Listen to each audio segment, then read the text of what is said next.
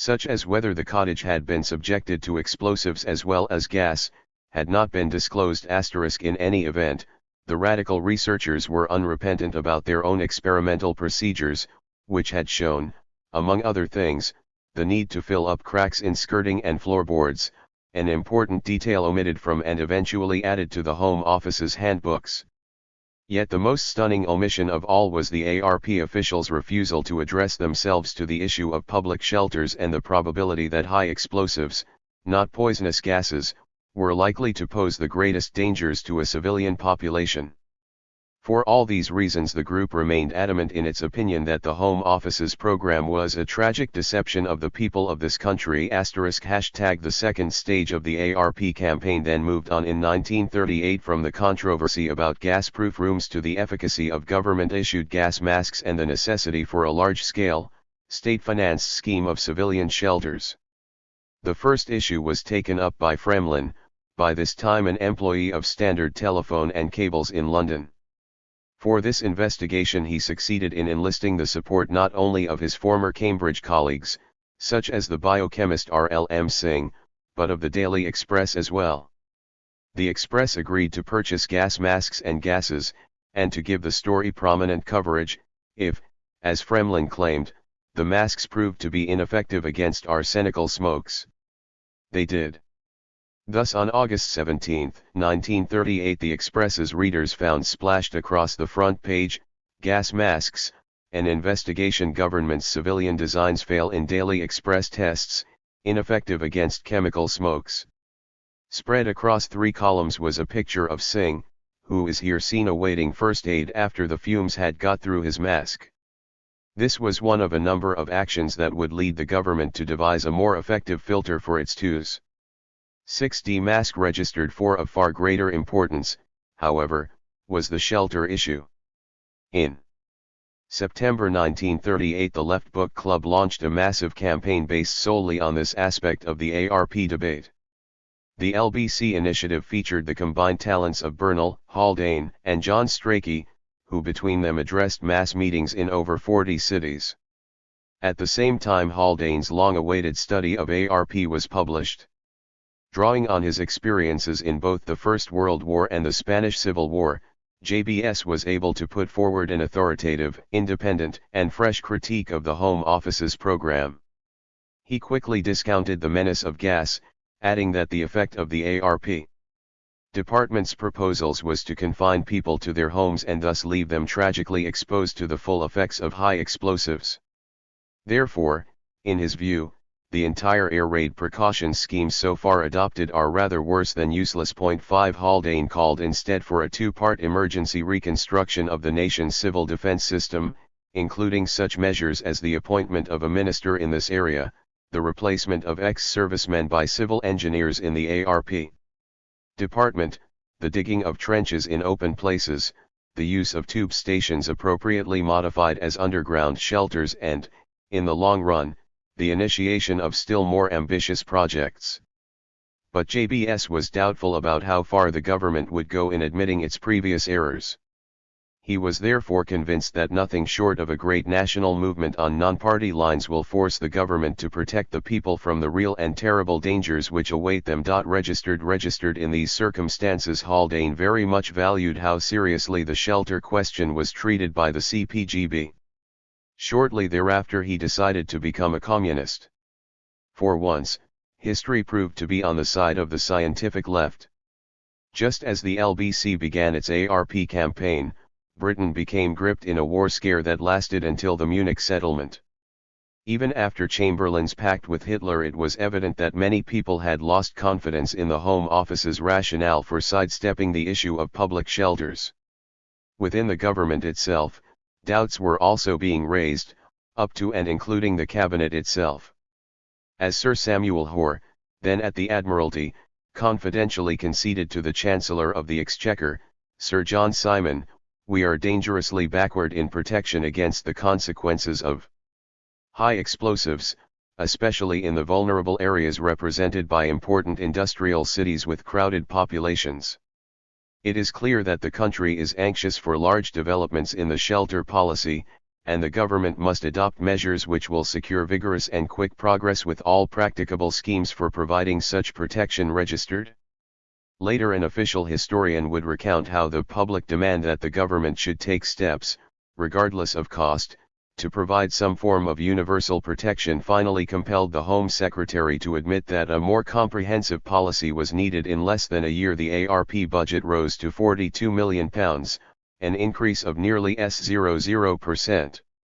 A distinguished civil servant, Sir John Anderson, was appointed to oversee this vastly expanded program. Shortly after his assignment to the Home Office, Anderson attended an All Souls garden party in Oxford. There he was introduced to a wiry, red-haired physicist who proceeded to tear apart the existing arrangements for civil defense. Anderson's antagonist was of course Bernal, who was now based in London. Afterwards the new ARP majordomo insisted on having as one of his principal advisors in the Home Office this refugee from the Cambridge scientists' anti-war group registered. Such an action was a credit both to Anderson's judgment and to the success of the scientific left's intervention in the great ARP debate. Apart from its specific contributions to the reformation of Britain's civil defences, the Cambridge scientists' anti-war group helped in two ways to educate its members politically. First, as J.F. Danieli pointed out in The Scientific Worker, their experience had demonstrated the absolute necessity of independent criticism of government statements on technical questions, whenever there is the least suspicion that policy, as well as accuracy, is influencing the mind of the government. This visible politicization of science, their own as well as the state's, greatly enhanced the left-wingers' plea that scientists had to take a stand and commit their own professional skills to the struggle of their choice. Science did have social relations, which scientific workers could ignore only at the peril of themselves and their society. The scientific left's second political gain was that, by moving from discussion to action, it involved its members with a greater diversity of individuals and institutions than they would have ever encountered by remaining in and around King's Parade.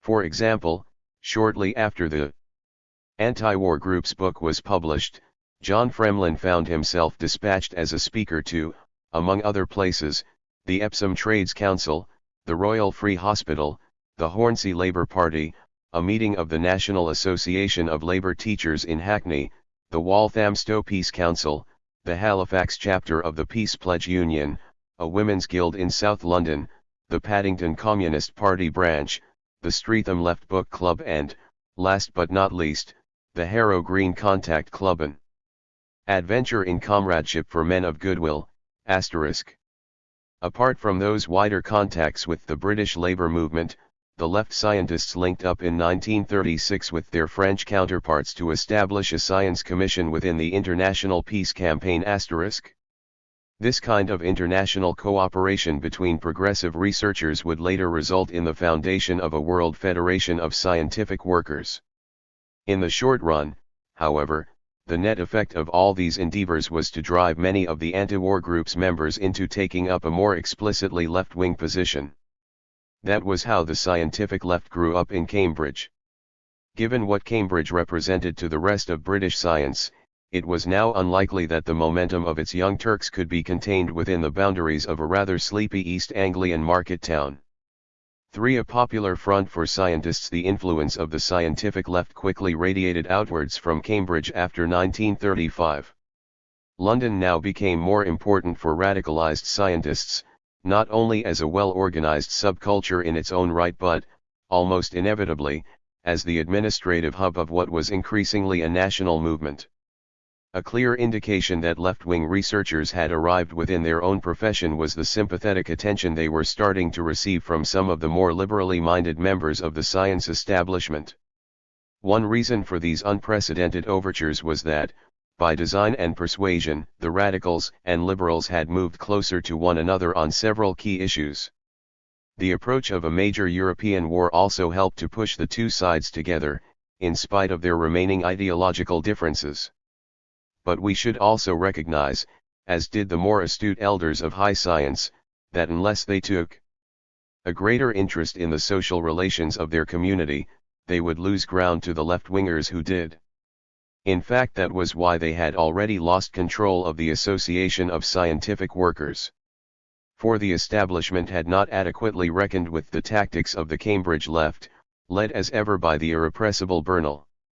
Had the radicals not been so active, on the other hand, the Association of Scientific Workers might have collapsed altogether. By 1932 the A.SCW had become a floundering organization with a declining membership. 3 years later, following the resignation of the 153-strong branch at the National Physical Laboratory which Levy had originally organized, it was left with only 600 senior members, but it was also in 1935 that the association revised its general policies and appointed a new honorary general secretary, W.A. Worcester. These changes were to save the organization. To understand why they were made, we must go back to 1932 when Worcester's predecessor, Professor B. H. Holman, came to Cambridge to recruit new members. Much to Holman's own surprise, his efforts were handsomely rewarded, largely because they coincided with the same political ferment that had led to the founding of the Cambridge Scientists' anti-war group. Within the space of 18 months, Bernal and Worcester, along with Bill Peary, made their way onto the local steering committee.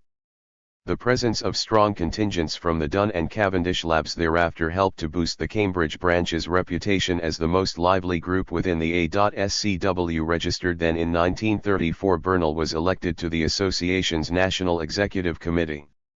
In a tremendous burst of energy, the sage subsequently prepared the draft of a new policy statement and persuaded Worcester to succeed Holman. By December 1935 the Statement of Aims, officially put forward by the Cambridge branch, was adopted, and so was Worcester. During the next 3 years more representatives from the Cambridge left gained seats on the executive. Eventually they were strong enough to force the resignation of the association's ineffectual organizing secretary, Dexter Smith. He was replaced on January 1938 by Rainet Fremlin, a former Cavendish research student, Cambridge Scientists' anti-war group activist, recently honorary secretary of the Cambridge A.SCW branch and wife of John Fremlin. By common consent it was Mrs. Fremlin's dynamic conception of her role as an organizer that was critical to the association's revival. 6 By 1939 the A.SCW had 1,319 members, a figure that would double only 2 years later as it moved back into the area of industrial organizing. The Scientific Workers' Organization was at last thriving under a radical leadership that unquestionably had its roots in the Cambridge left. What these newly organized scientific workers were after was recently highlighted by Rainet Fremlin. There was a liveliness of effort to make the association represent the growth of feeling among scientists that something needed to be done. We stood for a greater use of what science could give in improving industry, medicine, agriculture, science for the benefit of mankind. We saw that this involved raising the status of scientists themselves. Science needed more government support. It needed better laboratory conditions. We wanted better pay and promotion responsibilities. These all came into our aims, but, in general, we wanted to educate the general public in what science could do if given the opportunity. And we wanted to educate scientists themselves to demand these opportunities to do it. That's my feeling as to what we were aiming at that time registered. It was this aggressive optimism about science, combined with the association's new determination to fight against scientific frustrations and for scientists' material interests, that gave it such vitality. It proposed through the Parliamentary and Scientific Committee a comprehensive reorganization of British academic, industrial, medical and agricultural science registered. The association also gave its wholehearted support to a number of popular front causes, including the defense of academic freedom, the resettlement of German refugees and the various malnutrition campaigns. But its propaganda extended to broader themes as well. Thus in the spring of 1937 the A.SCW sponsored a series of public lectures on historical and contemporary aspects of the social relations of science. About 200 people attended them on average, and the series was credited with having led a number of people to join the organization. Degree more prominent among the causes for increased membership, however, were the association's decisions not only to admit research students as associate members but to organize industrial laboratory staffs, including technicians, as well. This was a foretaste of the direction which the A.SCW would take in the following decade. But it was also a tremendous vindication of the perspective adopted many years earlier by Hyman Levy, who had for too long, in the words of one admirer, been buried and almost suffocated beneath the association's cloak of academic respectability. 71 Levy was no longer a loner. He was now an integral part of a movement that was making its presence felt both inside and outside the community of science. As the scientific left grew more prominent, its locus began to shift to London, where some of its leading personalities, Bernal, Haldane, and Levy, for example, had taken up professorships. The London branches of the A.SCW had already played an important role in the left-wing takeover of their organization's national executive. In addition to their trade union activities, the city's radical researchers had also begun to overcome their isolation from one another by forming in 1937 a scientists' group within the Left Book Club. Organized from the East End by Harold Rose and strongly supported by Hyman Levy, this organization was the first and most active of its kind. 7. It put together a traveling exhibition on the frustration of science, arranged its own lecture series on science and society and, perhaps most impressively of all, set out to educate itself, both about Marxism and world affairs. The group's activities were widely publicized through the L.B.C's Left News and probably served as a model for the scientists' groups subsequently formed in Birmingham, Bristol, Cambridge, Derby, Leeds, and Leicester. Degree, for another manifestation of a radical trend within Britain's laboratories was the establishment in 1937 of a Scientists' Peace Association in Manchester. How many such institutions were launched, how long they lasted and how effective they were, are questions for which there will probably never be answers. For the structure of British political life and the prestige of high science both conspire to drag us back time and again to Cambridge and London. Nevertheless, that was where left-wing researchers were able to make the most substantial impact. No one was more aware of and disturbed by the gains of the scientific left than the editor of Nature, Sir Richard Gregory, and his associates. 7 representing as they did an important body of middle opinion. Inside the science establishment, it is not surprising that, for the better part of the 30s, their own publications' leading articles were overtly hostile to the radicalism of the Bernalists.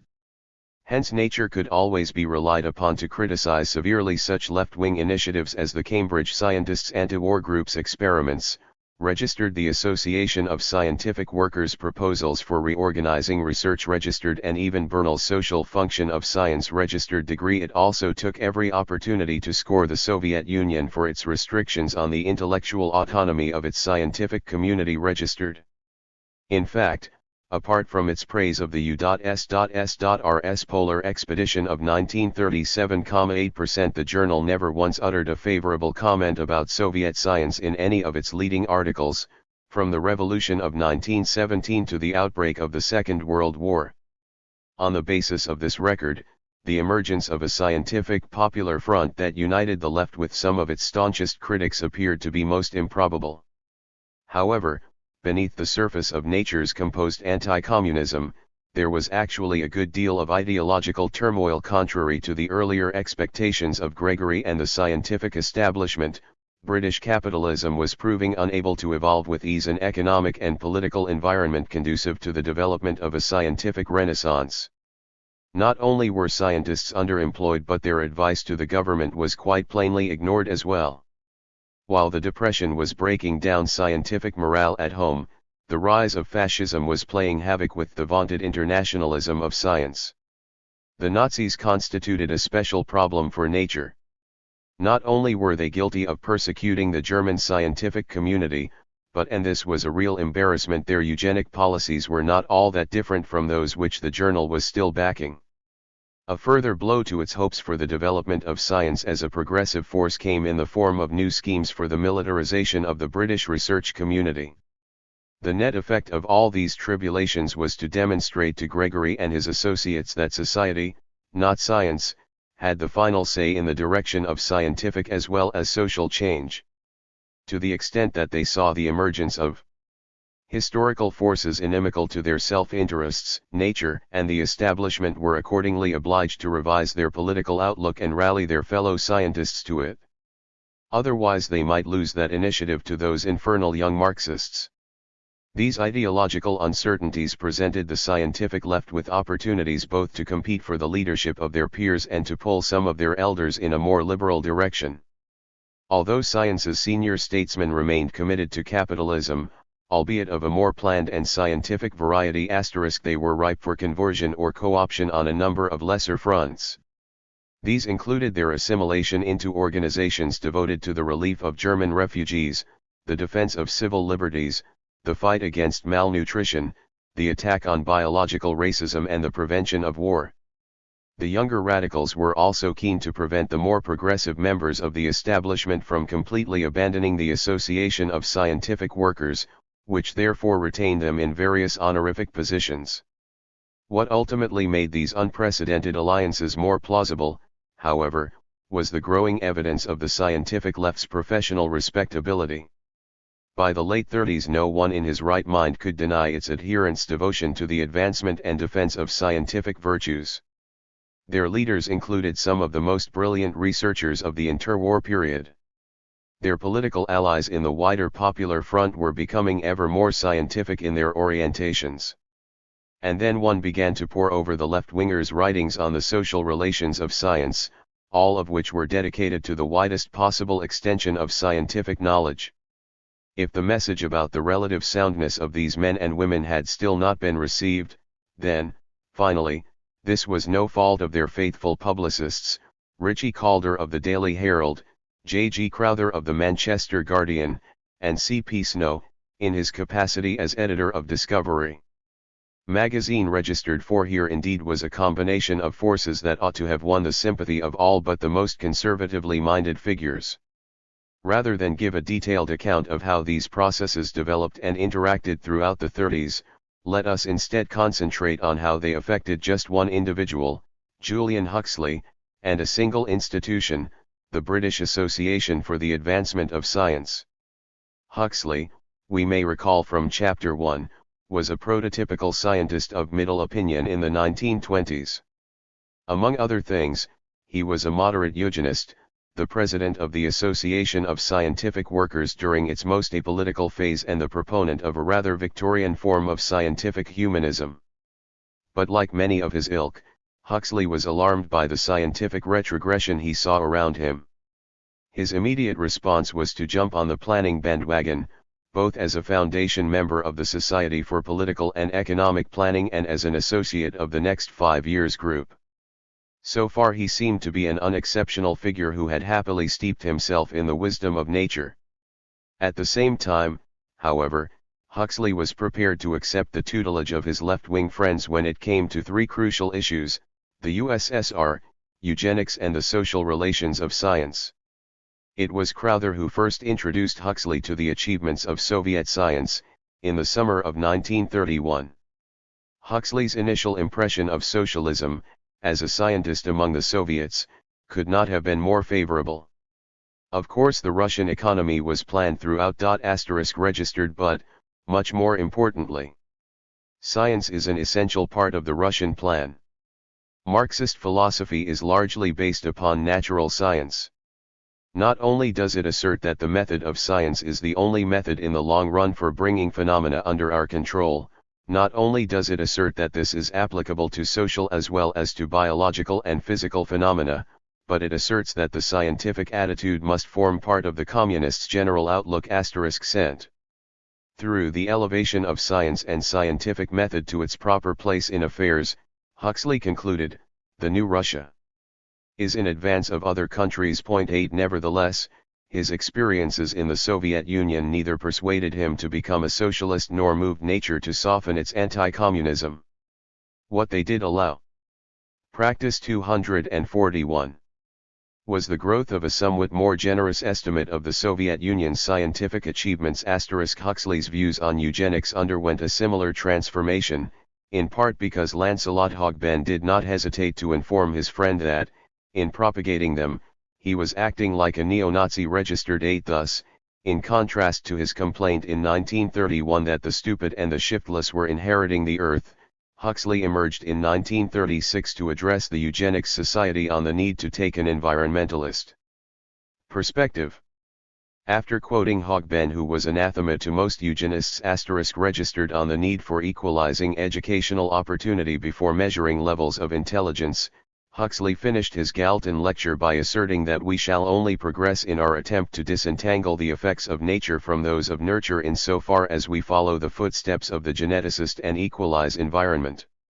We must therefore concentrate on producing a single equalized environment. 3 years later, Huxley would join Haldane, Hogben, and Needham in defining as a suitable productive environment one that was organized primarily for the benefit of consumers and workers. Once that had been done, biologists could more readily determine the genetic background to good health, high intelligence, and those temperamental qualities which favor fellow feeling and social behavior, rather than those which for personal success, as success is usually understood at present.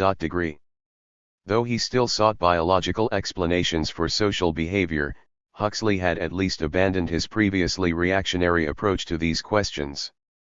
Having become something of a progressive liberal in his attitudes towards the Soviet Union and social biology, Huxley was now ripe for conversion to a Marxist perspective on the workings of the scientific community. The year is 1933. His tutor this time is Hyman Levy. The scene is set in a BBC studio, where Levy and Huxley are about to launch a series of broadcasts on scientific research and social needs. Action. Levy begins by asking his biologist companion how he would define science. Huxley replies, "Well, I generally like to think of science as a body of knowledge. This knowledge can generally be applied to controlling nature, but most scientists, I think, would say that there definitely is something that can be called pure science, which has a momentum of its own and goes on growing irrespective of its applications." Registered. To which Levy responds, "Well, Huxley, I think that to state things in this way is to lay a false emphasis on pure science. It does not seem to me," Levy continues, "that science becomes pure because there are individual scientific workers whose personal motive in carrying through investigations is that they desire simply to extend the boundaries of knowledge. The existence of such a motive does not necessarily enable them to lift themselves outside their historic social epoch, but it may mean that they will concentrate their attention on problems more remote from direct application. Science, however, does not cease at discovery. It is also concerned with application, and the applications are to the systems of society in being. Moreover, since scientists, like other workers, have to earn their living, to a large extent the demands of those who provide the money will, very broadly, determine the spread of scientific interest in the field of applied science. I know of no scientist who is so free that he can study absolutely anything he likes, or who is not restricted in some way by limitations such as the cost of equipment. Registered. After this interchange, Huxley conducted a tour of different research establishments. By the final broadcast he was persuaded that the form and direction which it takes are largely determined by the social and economic needs of the place and period. Huxley concluded that the chief moral of the series was that science is not the disembodied sort of activity that some people would make out, engaged on the abstract task of pursuing universal truth, but a social function intimately linked up with human history and human destiny. And the sooner scientists as a body realize this and organize their activities on that basis, the better both for science and for society. 97. Practice 243. From this brief survey of Huxley's Pilgrim's Progress we can readily understand why subsequent commentators have lumped him together with his radical associates. But Huxley always differentiated between his political outlook and, as he once wrote, that of extreme left-wing socialists like Levy and Needham. Registered *. When the political climate changed in the late 40s, he would amply substantiate this claim. In the interim, however, Huxley did appear to drift onto the periphery of the popular front, and so did Nature. Leaving aside its continuing antipathy to the Soviet Union, the journal did reverse itself on a number of issues, not least eugenics. After January 1936, Gregory ceased to commission any leading articles from eugenists, whether moderates or extremists. Instead, his journal came out squarely in favor of the sentiments put forward in Huxley's Galton lecture. Registered temporarily at least, the Eugenics Society began to suffer a loss of scientific respectability. Even before its conversion to environmentalism, Nature had been won over to the social relations perspective that Huxley had imbibed from Levy. Thus, shortly after their joint broadcasts, the journal's most prolific leader-writer, Reinald Breitman, could proclaim, "The conception of science as a social function intimately linked up with human history and human destiny, molding and being molded by social forces, should summon forth from scientific workers something of the energy required to translate into policy and action the knowledge acquired by their work. Such energy will find its expression in the faith that human reason, by using wisely the scientific method, can give us the control of our destiny." 1 degree. To the extent that this approach was originally identified with those who regarded themselves as Marxists, we might therefore wish to agree with Neil Wood that the Marxist conception of the function of science and the role of the scientist in society gained wide currency, dominating the British world of science within a decade. 1 degree. But Wood's formulation, with its implication that the scientific left occupied a commanding position within the scientific community, is misleading in at least 3 ways.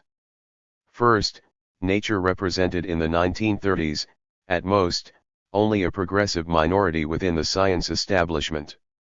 For example, according to A.V. Hill, the Royal Society officially refused to take part in the social relations of science debate, on the grounds that the society didn't want to get mixed up with what might turn into politics. 1 degree. Second, when it came to liberal causes, senior scientists of middle opinion were often level with, if not in advance of, the scientific left. Thus, within a matter of weeks after the first expulsions of Jewish scholars from Germany, researchers like Hill and Lord Rutherford were able to set up an academic assistance council. Furthermore, of all the initiatives taken in the fight against malnutrition, none made a more decisive impact than the publication in 1936 of Sir John Boyd Orr's Food, Health, and Income. Finally, and most surprisingly, it was Gregory, along with Lancelot Hogben, who featured most prominently in the establishment of the Trader Union Congress's Science Advisory Committee in 1939. 1 degree. Though this organization eventually co-opted Bernal and Blackett, it effectively preempted any similar initiative on the part of the Association of Scientific Workers, much to its own chagrin. 106 Third, we must not forget that Nature continued to abhor Soviet communism quite as much as it did German fascism. Hence its equation of the threats posed by Hitler and Stalin to the internationalism and freedom of science led the journal to support the exclusion of both Germany and the USSR from the councils of world science. Nature's rationale for this decision was that in these countries at present scientific workers are bound much more closely to their respective government than is the case elsewhere. 1 degree. 7. In short, the perception that science had social relations was not, in itself, a radicalizing influence. Such a perspective could have been used to show up communist as well as fascist regimes. Nevertheless, in its time, it had progressive, even socialist overtones. Perhaps that is why, in 1939, Hyman Levy was so pleased to observe that, after trying to find a compromise way out of the obvious dilemmas that faced the scientists, Nature was finally obliged to lend its support to the growing demand for a study of the social relations of science. 1 degree. 8. This then was the background to the alliance which liberal and radical scientific workers were finally able to forge in the late 30s. Its institutional locus arose out of the foundation of a division for the social and international relations of science, within the venerable British Association. 1 degree. One of the advantages of this format was that no corporate decisions would be taken by the new organization on matters of social policy. Instead, the purpose of the division, as explained at the time by the assistant editor of Nature, would be to further the objective study of the social relations of science. The problems with which it would deal were, principally, the effects of the advances in science on the well-being of the community, and, reciprocally, the effects of social conditions upon advances in science. The role of the new division was discussion. It was carefully designed not to become the kind of forum already realized by the radicals in the Association of Scientific Workers, whose members could collectively speak out on controversial questions. On the contrary, in the very act of drawing together, liberals and left-wingers signified how far apart they really were. Nevertheless, in a special supplement which appeared in Nature in the spring of 1938, all sides agreed that the formation of such a body was a good thing. 14 Among its radical supporters were Bernal, Haldane, Hogben, Levy, Needham, and the entire A.SCW. The division was formally christened 4 months later at the British Association's annual meeting held fittingly enough on this occasion at Cambridge. It was, by all accounts, an extraordinary gathering. As Crowther drily observed in The Guardian, the remarkable unanimity in support of the new division astonished many members. Persons with contrary political opinions were equally strongly in favor of it. 448 At one level the whole affair seemed to connote a major victory for the left, which certainly was able to make a great show of strength on its own Cambridge turf. Special discussions were organized by the Cambridge Scientists' Anti-War Group, the International Peace Campaign, the Left Book Club Scientists Group and the Association of Scientific Workers. 14 If one blinked in the direction of the liberals, however, one could also note how firmly in control they were of the new organization. Gregory was not only the incoming president of the whole association, but chairman of the General Committee which managed the Social Relations Division as well. While 4 left-wingers had found their way onto the divisional committee, their influence was utterly swamped by the presence of no less than 34 other members of rather more moderate persuasion. Radicalism was therefore still very much a minority affair, especially when placed in the context of this final observation of Crowther concerning the Cambridge meeting. It provided a splendid illustration for the general public of the quality and vigor of British academic science. But the atmosphere was still that of the educated and ruling upper classes. Full evening dress and dinner jackets were worn by nearly everybody at the chief social functions. It was still the science of the British Empire. 145 Whether the new division advanced beyond this definition of the social functions of British scientists remained to be seen. Despite the division's shortcomings, the scientific left was keen to praise it. A particularly fulsome evaluation of its potential was made by J.D. Bernal, who wrote as follows in the Reynolds News of August 28, 1938. The Cambridge meeting of the British Association may well prove a turning point in the history of science, for it announced a discovery of an importance altogether different from any of the great discoveries that have been announced there in the past. This discovery was not in science, but about science. It was that scientists for the first time have become conscious of the need to concern themselves with the social consequences and possibilities of science. Up till now the scientist has been isolated. Now, coming together in his own association, he can, for the first time, effectively demand that science should be properly used, and lend force to a popular demand that these evils should be no more, that science is made for all men and not for the profit of a few. 11 Crowther was of a similar opinion, arguing that by its courageous action the BA had not only saved itself but also strengthened the hope for a better world through the solution of social problems by the application of scientific method. 17 Levy, on the other hand, described the division somewhat tongue-in-cheek, perhaps as likely to have gladdened the heart of Condorcet. 18 Yet even if he genuinely believed that this century-old association had only just caught up with the advanced thinkers of 150 years ago, this perception did not prevent him from participating in its affairs and lecturing on its behalf. 11 Registered nor did its less than radical orientation preclude the A.SCW's cooperation with the B.A's efforts to study more closely the industrial employment of scientific manpower. 12 Bernal, as we might have expected, was active in the division, preparing with Julian Huxley a lengthy memorandum on the need for the further coordination of scientific research in Great Britain. Impressive though these initiatives were, their impact on the British was minimal. For 1 year after the division had been inaugurated, the Second World War began. Indeed, it is only against the backdrop of a rapidly developing war psychology that we can fully appreciate the alliance between liberal establishment figures and younger left-wingers. For whatever degree of consensus they had reached on specific issues, the two camps remained seriously divided, not least over the fate of scientific workers in the Soviet Union. Having agreed that science had social relations, they still held very different views about what social relations it ought to have. But in a time of national emergency, such divisions carried much less weight than the evident need to collaborate with one another in the face of a common enemy. Certainly this was the ethos which the Communist Party had been projecting through the Popular Front. It was also the attitude which the government had adopted, both in its consent to the appointment of a prominent left-winger, PMS Blackett, to the secret committee that would oversee the development of Radar 121, and in its co-option of Bernal as an advisor on civil defense. Given those precedents, it was most unlikely that socially conscious researchers would not join hands for limited purposes at an extraordinary moment in British history.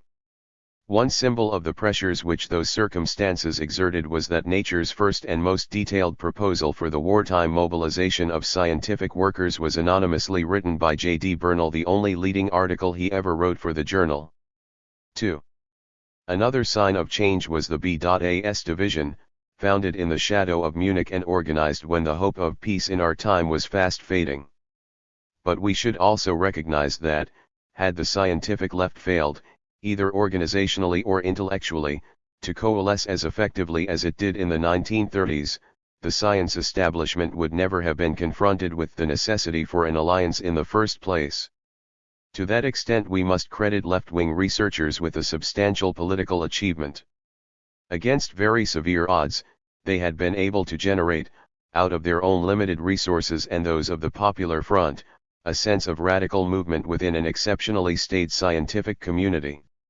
Obviously the scientific left had its problems, very severe ones, not least with regard to the numbers of those who were prepared to commit themselves fully to political struggle. As C. H. Waddington has cautioned, remember it was a very tiny movement. Primarily of people who were not the slightest bit professional either in administration or in politics. Some got themselves tied up with Marxist communism, in a strictly interpreted manner. As for others it was relatively peripheral to their interests. It wasn't the major concern of their lives really until they got absolutely involved in the war effort, and it was a question of survival as it were for. Given those limitations, the great visibility which the scientist activists did achieve for their endeavors was all the more remarkable. Ultimately we kept coming back, did we not, to the same names, the Fremlins, the Worcesters, the Pearys, and the Needhams, Levy, Haldane and, without doubt the most dynamic member of this tiny coterie, J.D. Bernal. Having created something of a progressive momentum inside their own peer group, however, they were now faced with the task of sustaining and accelerating it, in a decade that would prove to be both scientifically and politically very different from the times which had engendered them. One of the most important of these changes would be an intensified involvement on the part of the Communist Party of Great Britain in the affairs of science. For making the left safe for science, the scientists were of course not the only section of the British intelligentsia which the Communist Party attempted to organize in the 1930s. Indeed, in the earlier part of the decade it was the leftward drift of younger writers and poets, as well as of university undergraduates, that captured the imagination of the public and the party alike. Though these groups were initially more vocal and better organized than the radicalized scientific workers, the primary reason for their greater prominence was the more central position they occupied within Britain's dominant culture. Poetry and literature still constituted the lifeblood of high cultural life. Oxbridge retained its monopoly position both as a finishing school for the ruling class and as a way station for those who were destined for entry into the state elite. So strategically placed were these two sectors that the slightest hint of a subversive tendency was bound to be detected. Hence when a coterie of young poets published a semi-political manifesto, or the Oxford Union vowed not to support king and country in a future war, or Cambridge students staged a pacifist demonstration on Armistice Day, the press and college authorities reacted accordingly. So did the communists, who had recognized as early as 1931 that the ancient universities might prove to be a novel and important arena for agitation. Through the creation of special forums and publications such as Left Review, the CP also sought to encourage the political development of certain members of the literati, who welcomed new opportunities for writing, speaking and dramatizing what was on their mind. These were the years of Auden, Spender and Day-Lewis, of Macniece and Isherwood and of Ralph Fox and Edward Upward. Given the attention they received from the commanding heights of British culture, not to mention the CPGB, it is not surprising that their initiatives at first made a greater impact than did those of radical scientists. The party was also not entirely clear at first what it should make of the scientific obsessions of left-wing researchers. Above all, the communists were not certain in the 30s whether Bernalism was a Marxist heresy, or a sound extension of orthodox Marxism. As late as 1939, the Labour Monthly reviewer of the social function of science could still criticize Bernal's tendency to idealize science as a revolutionary factor in itself and of itself. 12 That remark probably represented the view of many communist intellectuals who were not themselves scientists. It most certainly conveyed the alarm felt by Benjamin Farrington, a party member and classicist, who had returned to Britain in the mid-30s after a spell of teaching in South Africa. Here is what he encountered. Well, my impression when I got to London and began to meet people was that at least half the Marxists whom I met were scientists. But I had the impression also that their Marxism was of a peculiar brand. They seemed to be under the impression that Marxism had originated from scientific sources, I mean the physical sciences, and not to be so much aware of the social and philosophical background.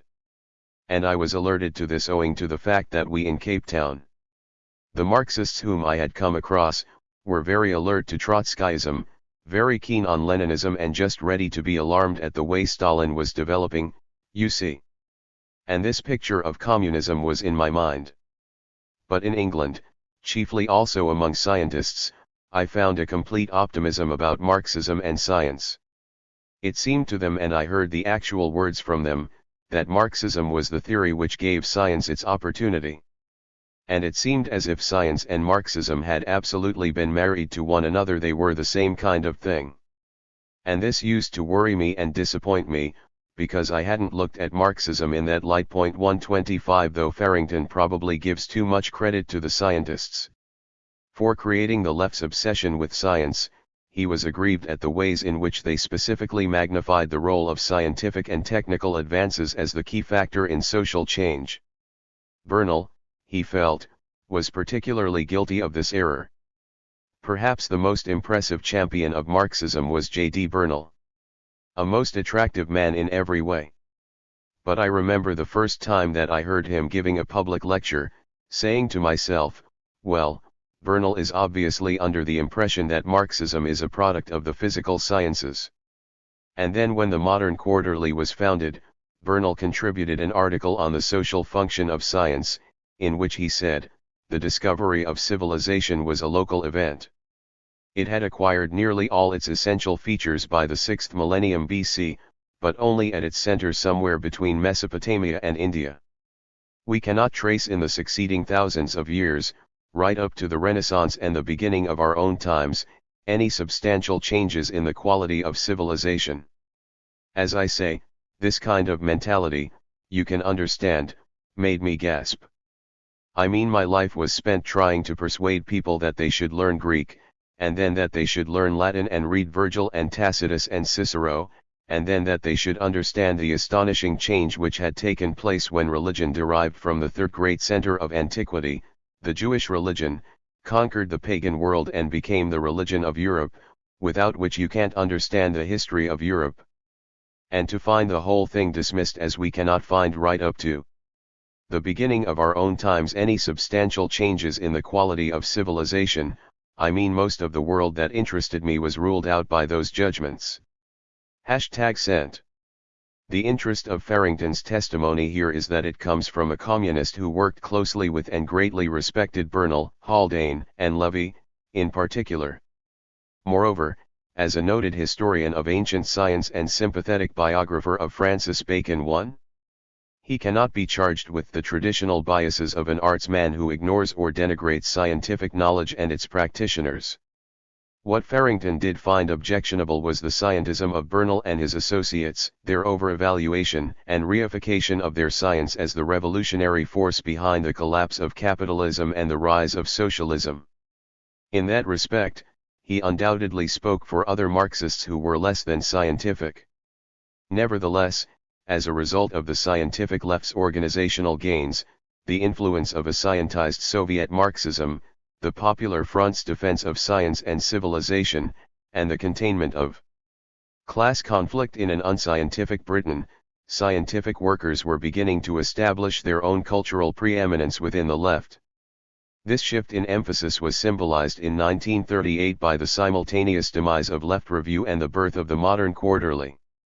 In contrast to the literati who controlled the Review, the quarterly's editorial council was dominated by natural scientists, including 5 Fellows of the Royal Society. Moreover, of the 7 articles which were featured in its first issue, 3 were written by Levy, Bernal, and Needham, while a 4th, contributed by Farrington, was devoted to the science of classical Greece. But in case the drift to a more scientific Marxism was not self-evident, the new journal's statement of aims admirably clarified this tendency. We live in an age of great intellectual activity, of great achievement in the social and material sciences. Investigators are probing more and more deeply into the nature of matter and developing more perfected methods of controlling our environment. All the technical conditions for vast advances in knowledge and in social progress seem to be present. But it is becoming increasingly apparent that in modern society these achievements are not being utilized to the full. We are accustomed to the company of war and poverty, and to the perversion of scientific discovery to ignoble and injurious ends. One aspect of this crisis is an increasing skepticism as to the validity of scientific thought and a growing disregard for human values. Already in the fascist countries this tendency has reached its most extreme expression as a national cult cynically enforced by an authoritarian state. We believe that it is urgently necessary to combat such tendencies. We hold that the great advances in science and learning are not only contributions to our knowledge of truth, but should be put to the service of society as a whole. We wish, therefore, to contribute to a system of thought which will correspond to the real world which science analyses and in which we live. In this connection we recognize the arts and sciences as an integral part of the social progress of mankind. 128. This was the credo that heralded the approaching ascendancy of Bernalism within the Communist Party. In this loud and clear affirmation of the validity of scientific thought, Bernal, the scientific left, the CP, and the Popular Front were committing themselves to a particular political strategy. Its most obvious objective was to bring many more scientists into the socialist movement. Its most convincing tactic was to contrast the frustration of science under capitalism with the scientific achievements of the Soviet Union. The force of this argument would derive in part from the authority of the distinguished researchers who put it forward. When the different elements of the new approach were combined, they were intended to convey the message that science, modernity, and communism were much the same thing. However, by associating the scientific enterprise with their politics, the communists were also obliged to tailor their policies to science. Banal and tautological as that may sound, it is an important point. For the left had now denied itself the option of treating science as, fundamentally, an artifact of capitalism as opposed to a model of socialism. What then were the political consequences of upholding the ideological neutrality of scientific knowledge? Theoretically, it was no longer on to assert, as did Clemenstud in 1933, that it is not merely fields like eugenics and race theory which are permeated by class prejudices. In a wider sense, the character of scientific theory in a particular society reflects the existing social relations. 12 Registered what had joined together science and ideology had now to be teased apart and turned into opposites, truth versus distortion. The practical corollaries of that belief were that communist scientists in a capitalist society should have no qualms about their professional work. Not only were their methods and findings valuable in themselves, but the more successful they were in their careers, the more effective would they be in their political work. Hence the first duty of a communist researcher was to be a good researcher. That was the line that was to be pushed forward in the 40s, and with good reason, in view of its successful application in the 1930s. But suppose for a moment that the science/ideology distinction was not so absolute.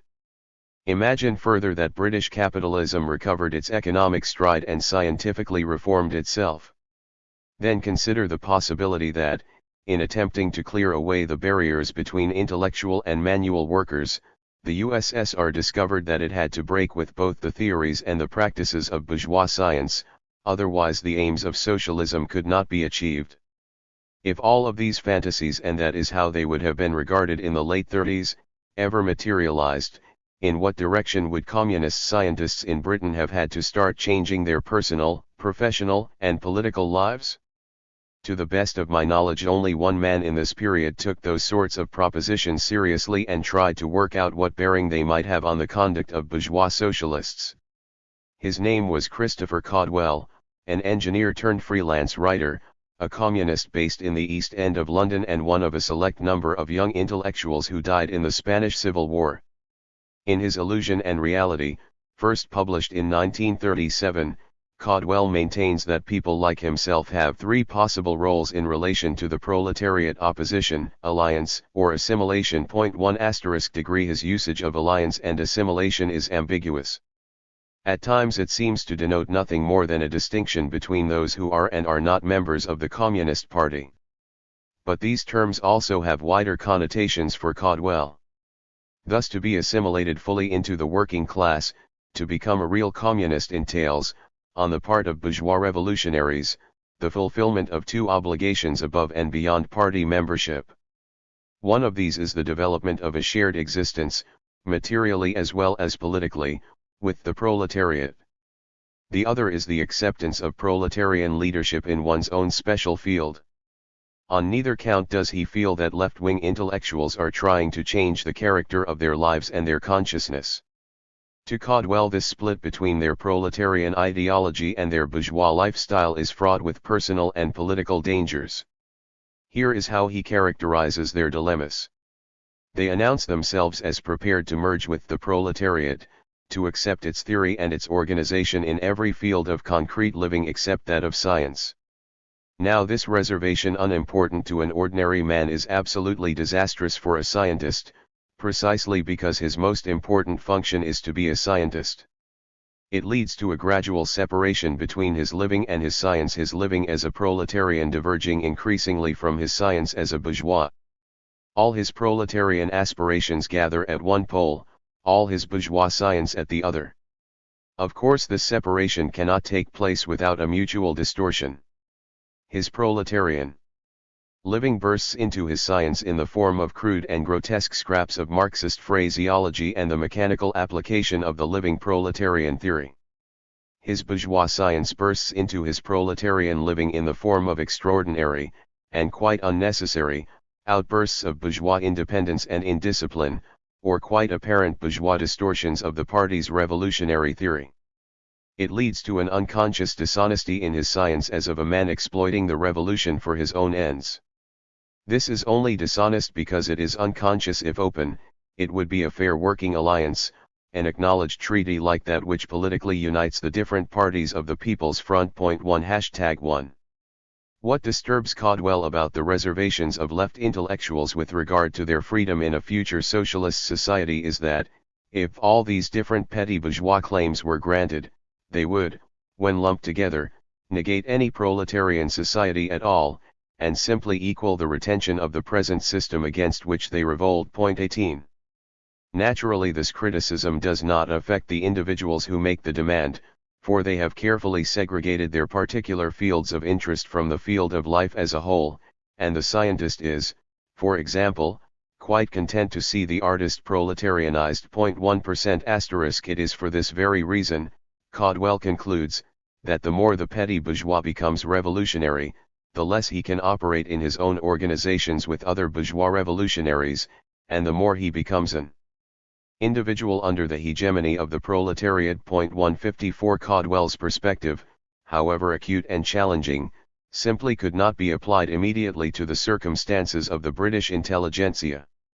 It was hard enough, as we have seen, to get scientific workers to act positively as liberals, let alone revolutionaries. Nevertheless, his observations did have the value of reminding socialist intellectuals that they were unlikely to transform society unless they changed themselves before as well as after the revolution.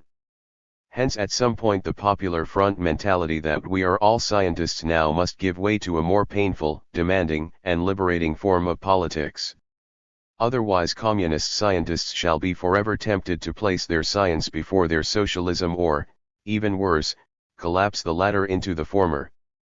To reverse that tendency, Caudwell asks his fellow intellectuals to begin merging with the proletariat.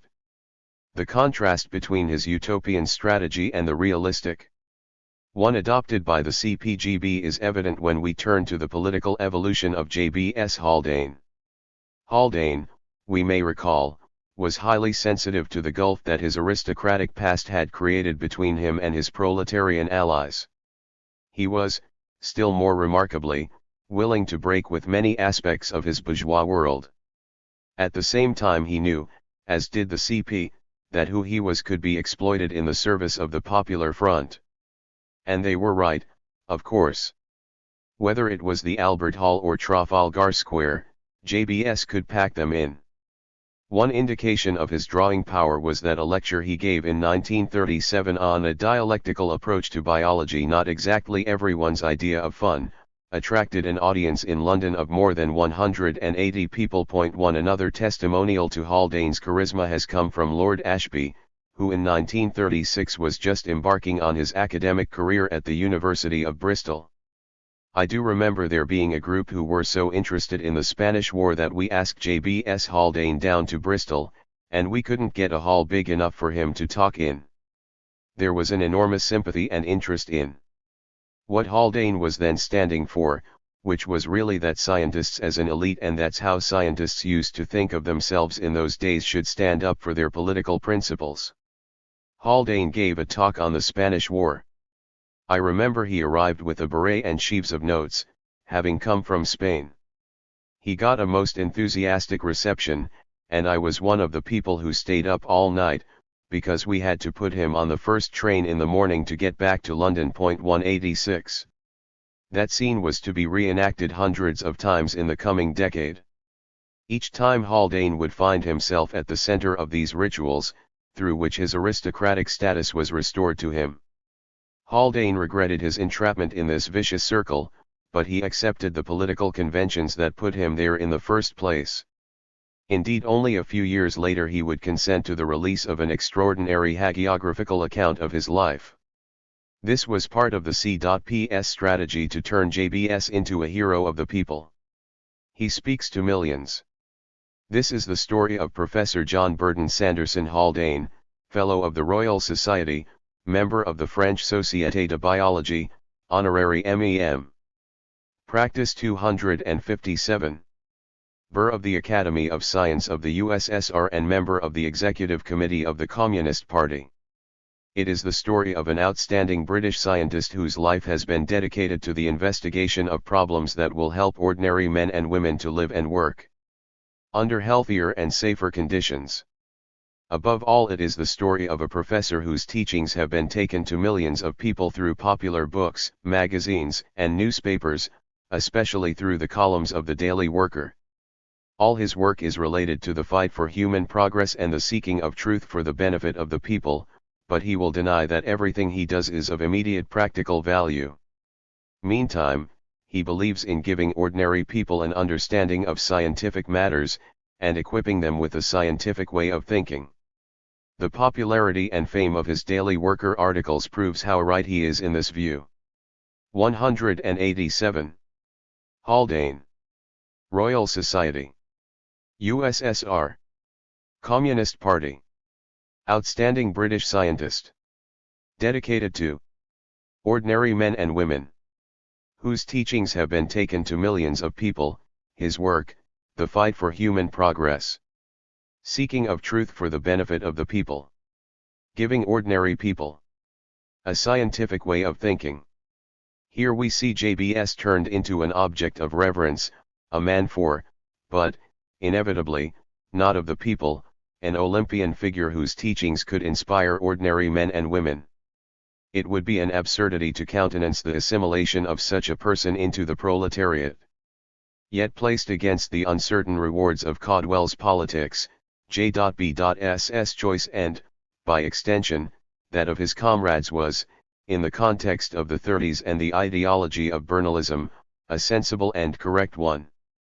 Indeed, compared to his outlook on the eve of the 1931 History of Science Congress, Haldane could now present himself to the world as a mature and committed socialist. So could Bernal, Levy, Needham and, though many would have disputed it at the time, Hogben. Behind them was a decade in which they had created from scratch an impressive literature on the social relations of science and a still more remarkable popular front for their fellow scientific workers. On the basis of those achievements they would now press forward not only to new gains but to new problems as well. Chapter 8. Two cultures, two camps. Why is it that so many party members adopt the fashionable habit of using the word scientific to mean true and the word emotional to mean false? A communist schoolteacher/poet in Edward Upward's The Rotten Element. The test of the devotion of the Union of Socialist Soviet Republics to science will come when the accumulation of the results of human genetics, demonstrating what I believe to be the fact of innate human inequality, becomes important. J.B.S. Haldane, 1928. On September 1, 1939, the oldest of our central characters had just turned 50, the youngest was approaching his 38th birthday. Already those men, along with Haldane, Hogben, and Needham, had become the British left's most outstanding spokesmen on scientific affairs. During the next 3 decades they would not only consolidate and extend that position, but add to their scholarly honors as well. They were also able to witness within their own society a series of scientific transformations that they had advocated in the 30s. Consequently, as they approached the end of their lives, these socialist statesmen of science had numerous academic and political reasons for feeling contented with their respective lots. Above all, they had not abandoned their pre-war commitment to socialism. Yet, from the angle of the political hopes and successes they had nurtured in the 30s, their story now assumes a darker aspect. For we are about to enter a period of right-wing backlash within the labor movement and the scientific community. The post-war impact of organized anti-communism on left-wing scientists was especially severe, because of the strategic position they had come to occupy among progressive intellectuals. Indeed, while the literary left had already gone into decline, the scientific left was still, as of 1945, in its ascendancy. Buoyed up by the triumphant application of their notions of planned science in wartime, riding high on a wave of widespread demand for the reform and modernization of British society and avidly courted by the Communist Party, it was inevitable that figures like Bernal and Haldane would be placed among Britain's leading left-wing theoreticians. As such, they were ideal and important targets for intellectual cold warriors bent on discrediting communism, the Soviet regime, leftist subversives and, above all, the scientific ethos of Marxist ideologies. Although these attacks failed to alter, in any fundamental way, the ideological standpoint of their victims, they did encourage a new generation of scientific workers not to meddle in politics. Despite those personal and political setbacks, the 30s generation of radicalized scientists did manage to regroup themselves in the early 1950s, some to organize around the issues of peace, malnutrition, and the Third World, others to extend their theoretical and historical perspectives on the social functions of science. In 2 instances at least, the campaign for nuclear disarmament and the Labour Party's later call for a white-hot technological revolution, their organizational and intellectual initiatives had significant political repercussions.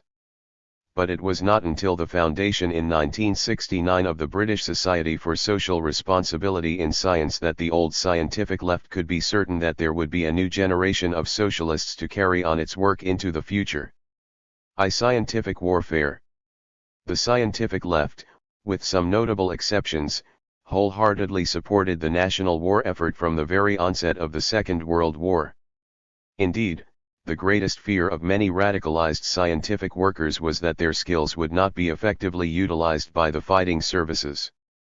After all, asserted the Association of Scientific Workers in October 1939, it is a war in which science will play an important part, and it is necessary that our scientific resources should be used in such a way that they can be of the greatest effect in supporting the whole defense machinery of the country. Registered these sentiments were to be amplified many times over during the first year of the war, not least in the leader columns of Nature * and the Manchester Guardian. 5 But the most famous and influential broadside on this subject was a Penguin special entitled Science in War. The book was an anonymous product of the Tots and Quotes, a London-based dining club regularly convened by an urbane Oxford biologist named Solly Zuckerman. Registered among its regular members in the period 1939-40 were Bernal, Crowther, and Huxley, as well as the physicist P.M.S. Blackett, the biologist C.D. Darlington, the economist Roy Harrod, and C.H. Waddington, another biologist. By the summer of 1940 this liberal left coterie was eager to publicize its collective anxieties about the state's underutilization of scientific workers. To that end, Zuckerman invited Alan Lane, the founding father of Penguin Books, to come along to the Tots and Quotes. Lane was, in turn, so impressed by the quality and urgency of the discussion that he commissioned a book on the spot provided that the club could produce the manuscript in less than a month. It did, and in August 1940 Science in War charged on its bold orange and white covers that the full use of our scientific resources is essential if we are to win the war. Today they are being half-used. The attack continued on page 1. It should be appreciated that until now, the world of science has had little say about the use to which scientific advances are put. Had it been otherwise, and had scientific methods played their part in home and international affairs, war might have been avoided. Science is the most orderly expression of normal ways of acting and thinking. There is therefore a great need today for quick scientific thought. Only scientific method can deal effectively with the new problems which turn up daily, and the issue of the war depends largely on how quickly and how effectively science is used. In other words, science should be used not only to improvise immediate new methods of offense and defense, but also for surveying the whole field of war needs and war methods. These sentiments revealed at a very early stage not only the scientific popular front's depth of commitment to the war effort but also 264 since the 30s. What scientific lessons Bernal and others would draw from their experiences, once hostilities had ceased. In the meantime Science in War was well received, widely read, and reprinted less than 3 months after its first appearance. The only one of our central characters who did not throw himself immediately into the campaign for making warfare more scientific was Hyman Levy. Levy believed that, as a member of the Communist Party, he was obliged to support the party's phony war policy. Briefly, the upshot of this line was that, as a result of the Nazi-Soviet non-aggression pact, the conflict between Germany and Britain had to be viewed as an imperialist war, which served the interests neither of the British, German, nor Soviet working classes. Now, caught between its pre-war and quite genuine hopes of an anti-fascist alliance and its current near-defeatist theoretical position, the party struggled to produce a coherent strategy. This took the form of a call for a people's convention that would generate support for the replacement of the Chamberlain government with one committed to a people's peace. Registered until Hitler's invasion of the USSR, Levy vigorously spoke and wrote on behalf of the convention movement. Registered and by these initiatives earned in equal measure the opprobrium of many non-communists, registered and the respect of the party's leadership. Like many party members, he was therefore considerably relieved when the Soviets were compelled to join forces with the Allies. J.B.S. Haldane shared in this relief. For, prior to June 1941, his position had been even more complicated than Levy's. In fact, while publicly defending the concept of a phony war in the columns of the Daily Worker, which the government closed down in January 1941, he simultaneously conducted a number of investigations for the military and contributed one of the chapters in the Tots and Quotes Penguin Special. 11 His biographer has attributed this behavior to a form of geological fault which separated Haldane's actions onto two distinct planes. 1. It could be argued that J.B.S.'s opposition to the war as it was being prosecuted was in fact consistent with the aim of most of his early wartime researches, designed as they were to save the lives of civilians and service people previously placed at risk by various forms of governmental neglect. Whatever rationale really guided JBS through this politically confusing period, its rationality was undoubtedly enhanced once the war had become an unambiguously anti-fascist, pro-Soviet and, not least, an increasingly scientific conflict. The specific contributions of the scientific left's adherents to the war effort would make an interesting book in their own right. Hogben and Levy virtually reversed the positions they had occupied during the First World War. As a result of his political activities between 1939 and 1941, Levy was simply reserved as a lecturer at Imperial College. Hogben, by contrast, exchanged his old status as a conscientious objector for that of a colonel attached to the War Office. There, under the nominal supervision of his old friend, Brigadier Frank Crewe, he comprehensively reorganized the British Army's section on medical statistics. 1 JBS Haldane, however, remained true to his past record of daring self-experimentations, for his most important investigations were designed to improve the respiratory systems and escape procedures used in submarine warfare. As always, JBS insisted on carrying out the most dangerous parts of the research either on his own or in collaboration with his most trusted associates. Apart from his official work as an advisor to the Royal Navy, he continued to function as the nation's leading unofficial expert on, and critic of, the civil defense system. As for Bernal and Needham, neither of whom had seen action in the 1914-18 war, their wartime records were rather more exotic. After serving on the Biology War Committee and making what was, in effect, a propaganda tour of American universities, Needham was asked by the government to represent the Royal Society on a brief visit to Free China. Once there, he was able to persuade the British ambassador to keep him on, not only as his embassy's scientific counselor, but also as the head of a Sino-British Science Cooperation Office as well. 1 Registered it was through the latter organization, in particular, that Needham was able to establish close contact with the Chinese people and their scientific traditions, an experience that was to alter profoundly the subsequent course of his life. Bernal, too, found himself transported around the world several times and, even more importantly, into the higher reaches of the British war machine. His pre-war interest in civil defense was extended to include his collaboration with Zuckerman on the physics of air raids. He was then moved from the Home Office to Bomber Command and ended up as Lord Mountbatten's scientific advisor in combined operations. His working brief ultimately encompassed nearly all significant aspects of strategic planning. Indeed, when J.G. Crowther came to write one of the War Cabinet's official histories, Science at War, he discovered that the weight of opinion was for Bernal as the British scientist who had done the most to win the Second World War. Furthermore, the persons who spoke most highly of military scientific work were those who were most sharply opposed to his political views. 1 Registered one striking confirmation of Crowther's observation was the American government's award of its Medal of Freedom to Bernal in 1945. 17 In short, the scientific left's leading ideologues had what came to be called a good war, and it was made even better when placed in the context of their pre-war utterances, actions, and hopes. Then they had projected in their more utopian writings a Britain transformed through the combined efforts of a politically awakened scientific community and a scientifically enlightened labor movement. Now that improbable vision was beginning to materialize, thanks to the prosecution of a long and arduous people's war. For the social dynamics of total warfare had not only shifted large sections of public opinion to the left but compelled politicians, industrialists, and generals to make some amends for their old, unplanned and unscientific ways as well. 18 More specifically, by the general election of 1945 4 scientists in 5 were prepared to vote for the Labour Party, registered degree whose leaders were themselves becoming slightly more science-minded.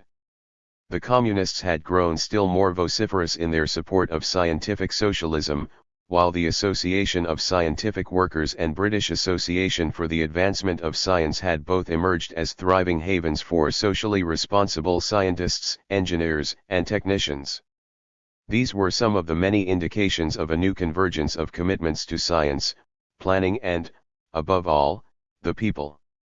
It all sounded enough like Bernalism to make our subjects believe that history, here and now, really was on their side. Of course they did what they could to help history on its appointed way. As individuals who had in the 30s warned of the Nazi threat to international science, recommended the state's adoption of a scientific approach to social problems and spoken out on behalf of the needs and aspirations of scientific and other workers, Bernal and the others were inevitably involved in wartime debates about the forthcoming reconstruction of their society. They continued to regard the A.SCW and the British Association as the main forums for the discussion of their ideas. But they also spoke and wrote a great deal for communist-controlled organizations like the Anglo-Soviet Friendship Society and the University Labour Federation. Exposure to a wider audience was made possible through sporadic BBC broadcasts, and featured Bernal, Needham, Crowther, and Benjamin Farrington. Degree last came their ever-growing volume of published work, 2 collections of Needham's political and philosophical essays, 21 cheap, reprinted editions of Haldane's earlier works, 2 new books by Levy, and, not least, J.B.S.'s column for the Daily Worker whose circulation increased to over 100,000 once it was allowed to resume publication. For in none of these spoken and written contributions was an attempt being made either to extend the theoretical discussion of the past or to depart from the political strategies evolved during the Popular Front period. Rather they were crafted with a view to consolidating gains that left-wing scientists had already made in scientific and labor circles. The intellectual restraint and political caution exercised by the scientific left were handsomely rewarded, especially within the confines of the Association of Scientific Workers and the Communist Party of Great Britain. For the A.SCW, in particular, this was a remarkable period. On the one hand, it continued to operate as a progressively minded professional interest group, sponsoring among other things a series of conferences on the social benefits of plant science. On the other, the association in 1941 decided to register as a trade union which in turn became affiliated 1 year later to the TUC. By mid-1943 the A.SCW had attracted over 11,000 members, 10,000 more than had been on its books in 1939. Such a phenomenal rate of growth was almost entirely due to the A.SCW's determination to recruit in earnest industrial scientists and technicians. At first the interests and outlooks of the pre-war and wartime memberships were difficult to reconcile. The association's political initiatives had only a limited appeal to those based in industry, while its new status as a trade union troubled many academic brothers who, in the words of one A.SCW pamphlet, ascribed to trade unionism a character which belongs to past history and not to the present, a background of direct action, strikes, lockouts and violent demonstrations. Shortly after the war's end this split looked well on its way to being healed. For, despite its overwhelmingly industrial constituency, the organization was more firmly committed than ever to functioning as a critic of state science policies. The difference between the old and new A.SCWs was that this role was now being undertaken within and on behalf of the labor movement. That was the underlying message of Science and the Nation, the association's Pelican original of 1947. No development could have pleased more the incoming president of what had become an 18,000-strong trade union. His name was J.D. Bernal.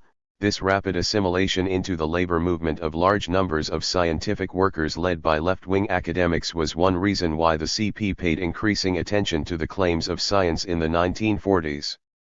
Even before the war, the party had begun to allow natural and social scientists to share some of the cultural limelight with their more erratic arts-based comrades. That tendency was reinforced in a world war where scientific boffins were being transformed into backroom heroes. The communists proceeded to capitalize on these developments in three ways. First, they brought to the fore of their own political agenda Bernal's old complaints about the frustration of science under capitalism. As Palmatut declared to the C.P.S. Annual Congress in 1943, the Communist Party stands with modern science. In contrast to the niggardly treatment of science at the hands of the old state and the monopolists, we stand for the fullest support and facilities for scientific research, and the fullest utilization of the great discoveries of science in the interests of the nation. It is the scientists and the workers in alliance who will build the new Britain. Registered. The direct appeal to scientific workers as, at the very least, co-equals in the coming struggle for socialism was a second facet of the party's efforts to make itself over in the image of science. In this endeavor it had the full support of Haldane, now a member of the party's executive committee, who explained in a pamphlet of 1945 why professional workers should be communists. The answer is that if you are good at your job, you would have more power and more responsibility than you have now. The leading commissars in the Soviet Union who direct great socialized industries, compared to which ICL or any of the British railways are small fry, are business executives mostly trained as engineers. The leading scientists, writers, and artists are very important people. Some might say these promises were easy to make, coming as they did from a political party unlikely to assume control of the state.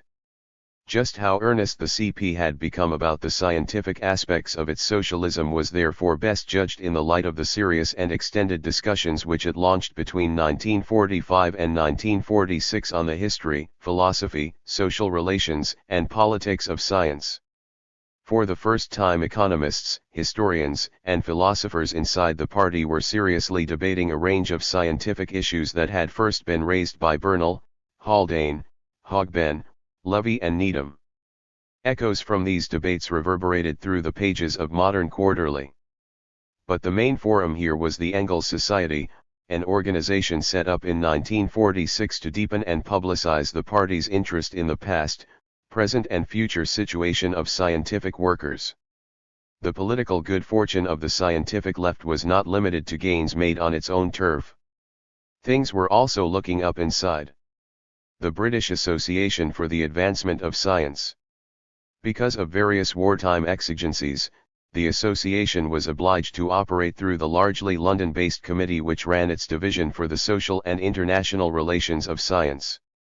Given its brief, the divisional committee was bound to place the parent organization quite firmly on the social terrain favored by the left. Just how advantageous a position this was for progressive scientists became apparent in September 1941, at the B.A.S. Conference on Science and the World Order. One of the most remarkable aspects of this three-day gathering of ambassadors, governments in exile, and cabinet ministers, not to mention a cast of thousands, was that the divisional committee had only decided to sponsor it on July 17.2. The committee was then responding partly to the suggestion of a joint meeting with the A.SCW. And partly, perhaps, to Hitler's recent invasion of the Soviet Union.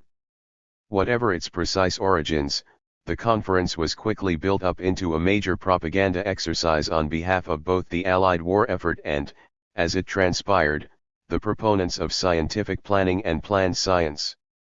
Its deliberations were recorded by the BBC, filmed by Path News, printed in full in the association's new magazine, registered and abridged as a Penguin special. Registered Bernal, Haldane, Hogben, Levy, and Needham were among the featured speakers, as was the Soviet ambassador, Ivan Maysky.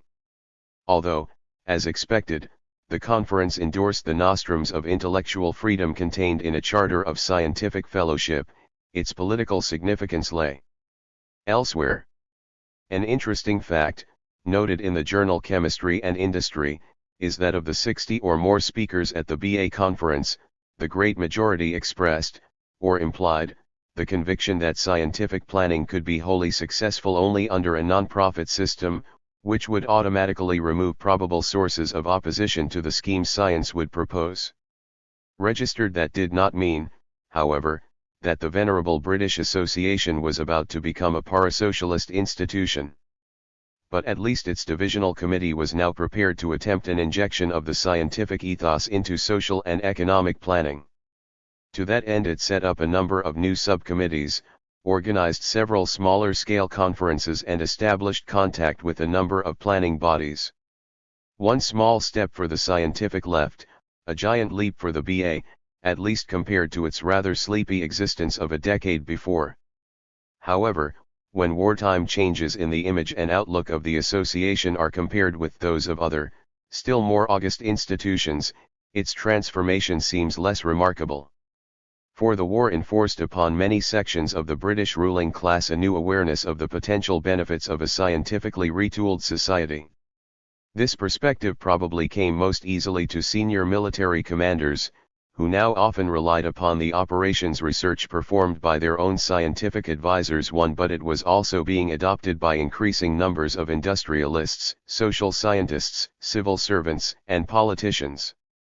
Evidence for this trend can be found in a series of reports emanating from the Federation of British Industry, the Parliamentary and Scientific Committee, and Nuffield College *4, all of which emphasized the need to expand quickly and greatly the resources available for scientific research and development both in the public and private sectors. In this period of buoyant optimism about science, not even the officers of the Royal Society could resist the urge to meddle, albeit most delicately, in various affairs of state. 8 Admittedly, the consensus that was emerging about the need to render British capitalism more scientific was not sufficiently powerful to result in major changes in the organization of civil R&D during the war. Yet year by year this tendency was growing stronger, whether measured by the number of semi-official recommendations emanating from the great, the good, and the powerful, or by the ever-rising budgets of the Department of Scientific and Industrial Research. Perhaps the most impressive sign that science had arrived as a serious political issue was the growth of the Parliamentary and Scientific Committee from a rather pathetic body of 14 m.p.s in 1938 to a much more formidable group of 146 parliamentarians in 1946.3. Why, then, were so many influential people and organizations now prepared to think harder about and spend more on scientific means to the achievement of particular social ends? Most would say the war, meaning that science was seen to deliver the goods, whether in the form of new hardware like radar and, above all, the atomic bomb, or in the guise of novel techniques devised by scientists, notably operations research. But that still leaves us with the question as to why science and scientists as opposed to technology and engineers, or factories and workers, were perceived to be so uniquely critical to the war effort. There were many reasons for the popularity of this explanation. One of them was the existence of the very campaigns, which we have already described, to propagate the ideology of scientism and link it to aspirations for social change. A closely related cause was the equation that the British people were encouraged to make between science, democracy, and the Allies on the one hand and anti-science, tyranny and the Axis powers on the other. Once Britain and its partners had subdued Nazi Germany, in particular, the force of that logic was widely, if not deeply, appreciated. Nowhere was it spelled out more fully than in Science at War, the official history of Britain's scientific achievements in wartime. This is the major conception, the reduction of war to a rational process. It is the contrary of that held by Hitler, who had a romantic view of war. He believed that wars are to won by great strokes of inspiration. Systematic scientific work on known weapons paid larger and quicker dividends. It beat Hitler. Hitler and his generals failed to produce any operational research comparable to the British development. If they had, they would probably have won the submarine campaign and the war. But it was impossible for them to collaborate on a basis of equality with the rational, equalitarian scientists. 38. The prevalence of this reasoning, so remarkably similar to the attitude adopted by Bernal and his comrades before the war, did in fact owe something to their thoughts and actions. For their perspective was not only transmitted through their writings and personal contacts with the scientific and military establishments but also embodied in the public stance of their key reference groups, not least the A.SCW, the British Association and the Communist Party. Heavily mediated though the scientific left's influence may have been, it was acknowledged from at least one unexpected quarter as early as December 1940. In welcoming J.B.S. Haldane and the physicist P.M.S. Blackett onto the Royal Society's Council, Sir William Bragg, P.R.S., remarked that those who like himself could compare the present with the past, are happily and proudly convinced that the young men of today are maintaining in full force the tradition they have received. But they are doing something more and something new. It is a chapter of novel importance, because, as they extend the record of the facts of nature, they find themselves compelled at the same time to consider a new problem, the relation of those facts to society and to the government of nations*. Degree. What these young men had in fact done was to invest their vocation with a social significance which did not make itself felt until a war had been won partly through and on behalf of their science*. Certainly that was how they tended to interpret their own wartime experiences. But in doing so Bernal and the others tried to separate the scientific achievements of the war from the capitalist context, albeit heavily socialized, in which they had been made. As Bernal would later observe, all that I had thought and written about the possibilities of the ordered utilization of science, I now saw enacted in practice, and I saw that where I had erred was not in overestimating but in underestimating the constructive power of science. 4 degree. At the same time he fully realized how crazy a system was which found its only efficient and complete utilization of science in the service of destruction. 41 Bernal was nevertheless decidedly coy in 1945 as to whether the successful transition from a prescientific and planless economy to a fully planned one could be made through parliamentary channels with the minimum loss of efficiency and liberty. 42 What he did most earnestly believe was that science, its methods, theories, discoveries, techniques, and above all, its practitioners was indispensable to the success, humanity, and openness of any state plan. In particular, he stressed how much science itself can do in removing the arbitrary and despotic elements which many persons of genuine liberal feeling imagine to be inherent in all planning. The more scientific the analysis of the situation, the more possible it is to find a solution which will really answer the need and at the same time be the most acceptable one as demonstrably reasonable. Science, by accepting corporate opinion and reason as its criterion, is itself a democracy, one always open to conviction but not accepting any dictum until it has been convinced. In so far as science infuses government, it enhances all the democratic elements in it. 4. Such a linkage of science, democracy, planning, and social reform, though comparatively new in the 30s, was fast becoming a commonplace of liberal left thinking at the war's end. Perhaps that ought to have been assigned to Bernal and his more advanced comrades to turn their minds to the more detailed implications of practicing science not only in a socialist context but in a socialist manner as well. However, the election in 1945 for the first time in British history of a Labour government backed by a substantial parliamentary majority, and mandated to enact far-reaching social and economic changes, was an event sufficiently momentous to preoccupy left-wing scientists with reforms in the here and now. Somewhat surprisingly, it was an open question whether Prime Minister Attlee's administration would respond to the aspirations of its many scientific supporters with the same enthusiasm it was expected to show towards those of its traditional working-class constituency. At first, the new government moved rather cautiously on the scientific front, despite the multi-leveled and overlapping campaigns for the reorganization and expansion of British science. Indeed, its most decisive act during the period 1945-6 was to appoint a committee on scientific manpower headed by Sir Alan Barlow of the Treasury.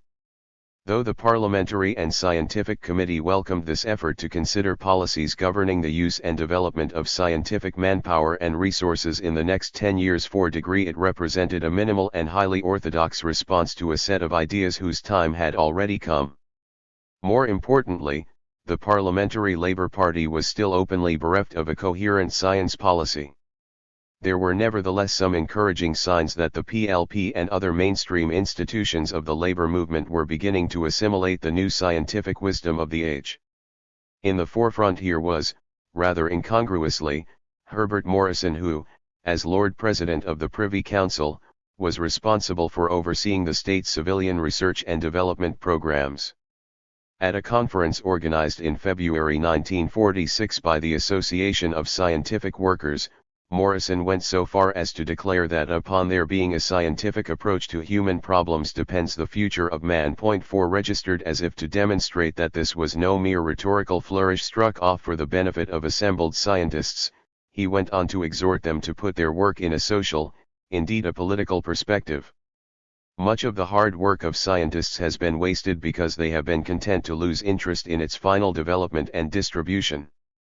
Great benefits have been misused because the scientists have been satisfied to be specialists and have failed to give their work a social context. For that, society is also to blame. There has been far too little imagination and understanding by governments, industries, and other powerful influences of the value of the scientific method*. After making this very Bernal-like observation, Morrison went on to pledge renewed commitment to planned science and scientific planning in peacetime. In Britain today we are attempting to reorganize our affairs and to do so in a planned, tidy and scientific way. We are trying to make the best uses of our full resources of men and materials, to bring about an orderly and certain recovery of trade and living standards with the minimum of waste and as soon as we can. To do this, to make this plan and carry it through, we must recruit our scientists.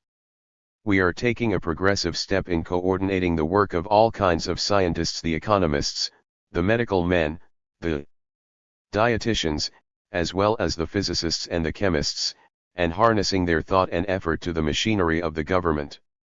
Morrison was followed on the platform by a TUC representative who wanted members of the Association of Scientific Workers to feel that we in the labor movement generally and in the Trades Union Congress wish to see you as part of the great democratic movement which alone can bring about the salvation and the progress of the world. Point 4 registered to that end the T.U.C's General Council re-established its long-dormant Scientific Advisory Committee and filled it this time with scientists drawn exclusively from, not the British Association, but the A.SCW. It was yet another hopeful sign for everyone on the scientific left that the long-awaited marriage between science and British socialism might at last be consummated. When set against so many unanticipated trends that favored their pre-war stance, it was unlikely that Bernal, Haldane, Hogben, Levy, and Needham would seriously alter their personal, professional or political arrangements in the post-war period. It is true that in 1945 Charlotte Haldane divorced JBS, who in turn promptly married his tough-minded and outspoken research assistant, Helen Spurway. Perhaps a more remarkable change of circumstances was Needham's decision to abandon scientific research altogether and become the first director of UNESCO's Department of Natural Sciences. 54 Accompanying that decision was a subsidiary one taken in 1946 to spend a year writing a book on the history of science and technology in China. Registered *. The only political departure that approximated the personal and professional changes undergone by Haldane and Needham was Bernal's short-lived period of intense respectability in the eyes of the establishment. 54 In addition to his election in 1946 to the Council of the British Association, he was appointed chairman of the Ministry of Work's Scientific Advisory Committee. Almost by way of compensation for his entry into the corridors of power, Bernal played a leading role in the establishment on July 21, 1946 of the World Federation of Scientific Workers. Point 5 The WFSW quickly gained an international reputation as a progressive front organization dedicated to world peace, dominated by British and French communists or fellow travelers and funded by the Soviet Union. Bernal not only wrote its charter but also served as one of the Federation's first vice presidents. Otherwise there was little variation in the lives of the scientific left's leading ideologues. Hogben, as was his wont, had picked a quarrel with the Aberdeen authorities in 1941 and moved on to Birmingham University, which created a special chair of medical statistics for him in 1947. Hyman Levy, by contrast, began his third decade of service to Imperial College by becoming simultaneously the head of its mathematics department and dean of the Royal College of Science. In short, they had all in their own ways carved out suitable contexts in which to work on the social and scientific problems that had come to define their lives. The coincidence of their personal, professional, and political maturity with the radical reformism of 1945-6 therefore constituted a highly auspicious beginning to the post-war era. Labour was securely in power. The membership of the Communist Party of Great Britain had reached an all-time high, as had that of the Association of Scientific Workers and the Parliamentary and Scientific Committee. A new and widely shared consensus about the importance of science in national life seemed to be emerging, while larger numbers of scientific workers were apparently becoming politicized. As the left grew more scientific and scientists took to radical ideas more easily, the prospect of a truly and fully scientific left was at last able to be seriously entertained by those who could rightly lay claim to being its founding fathers: Bernal, Haldane, Hogben, Levy, and Needham. To Cold Warfare. Yet by 1950 the British left, scientific or otherwise, was in disarray when it had not been absolutely rooted. Such a precipitate decline was ultimately the result of a series of confrontations between the two camps: the free world led by the United States and the communist bloc dominated by the USSR. In this Cold War the Labour government, out of ideological inclination as well as economic necessity, fell in behind the Americans. The anti-Soviet initiatives orchestrated by the USA abroad were quickly paralleled by anti-communist drives inside the British Labour movement. At the same time a cultural Cold War was being mounted in the West against intellectual supporters of the East and on behalf of liberal values. Inevitably, in the heat of these momentous controversies, distinctions between socialism and communism or militancy and subversion were dangerously blurred. It also became progressively more difficult to mount a critical defense of one's chosen camp. Not to choose caused one even more problems. Domestically, the practical outcome of these global developments was not merely to foreclose a second round of radical reforms but to put the Parliamentary Labour Party firmly behind the economic and cultural rejuvenation of the British ruling class. Whether or not one finally attributes the concomitant decline of the left to the machinations of American imperialism, one cannot understand how it all happened without reference to the government's manipulation of the labor movement, the Communists' tactical responses to the Cold War, and the intellectual Cold Warriors' efforts to discredit Marxism and its Danish adherents. Registered together, they stifled the war-born resurgence of radicalism among workers and professionals alike. In these circumstances the scientific left was bound to be attacked from many sides and with great energy. For not only had it engaged the support of many academic scientists but it had also encouraged the Communist Party, in particular, to stress the left's monopoly of the causes of science, modernity, and industrial progress. Leading communist scientists like Bernal and Haldane were naturally singled out in the ensuing onslaught. Bernal was gradually stripped of his various jobs as a state scientific advisor. In 1949 he was not re-elected to the British Associations Council, whose members had taken umbrage at a pro-Soviet speech he had earlier delivered in Moscow. Meanwhile tremendous pressure was being applied to JBS, both from communists and anti-communists, to simplify his position on T.D. Lysenko's post-war leadership of Soviet biology.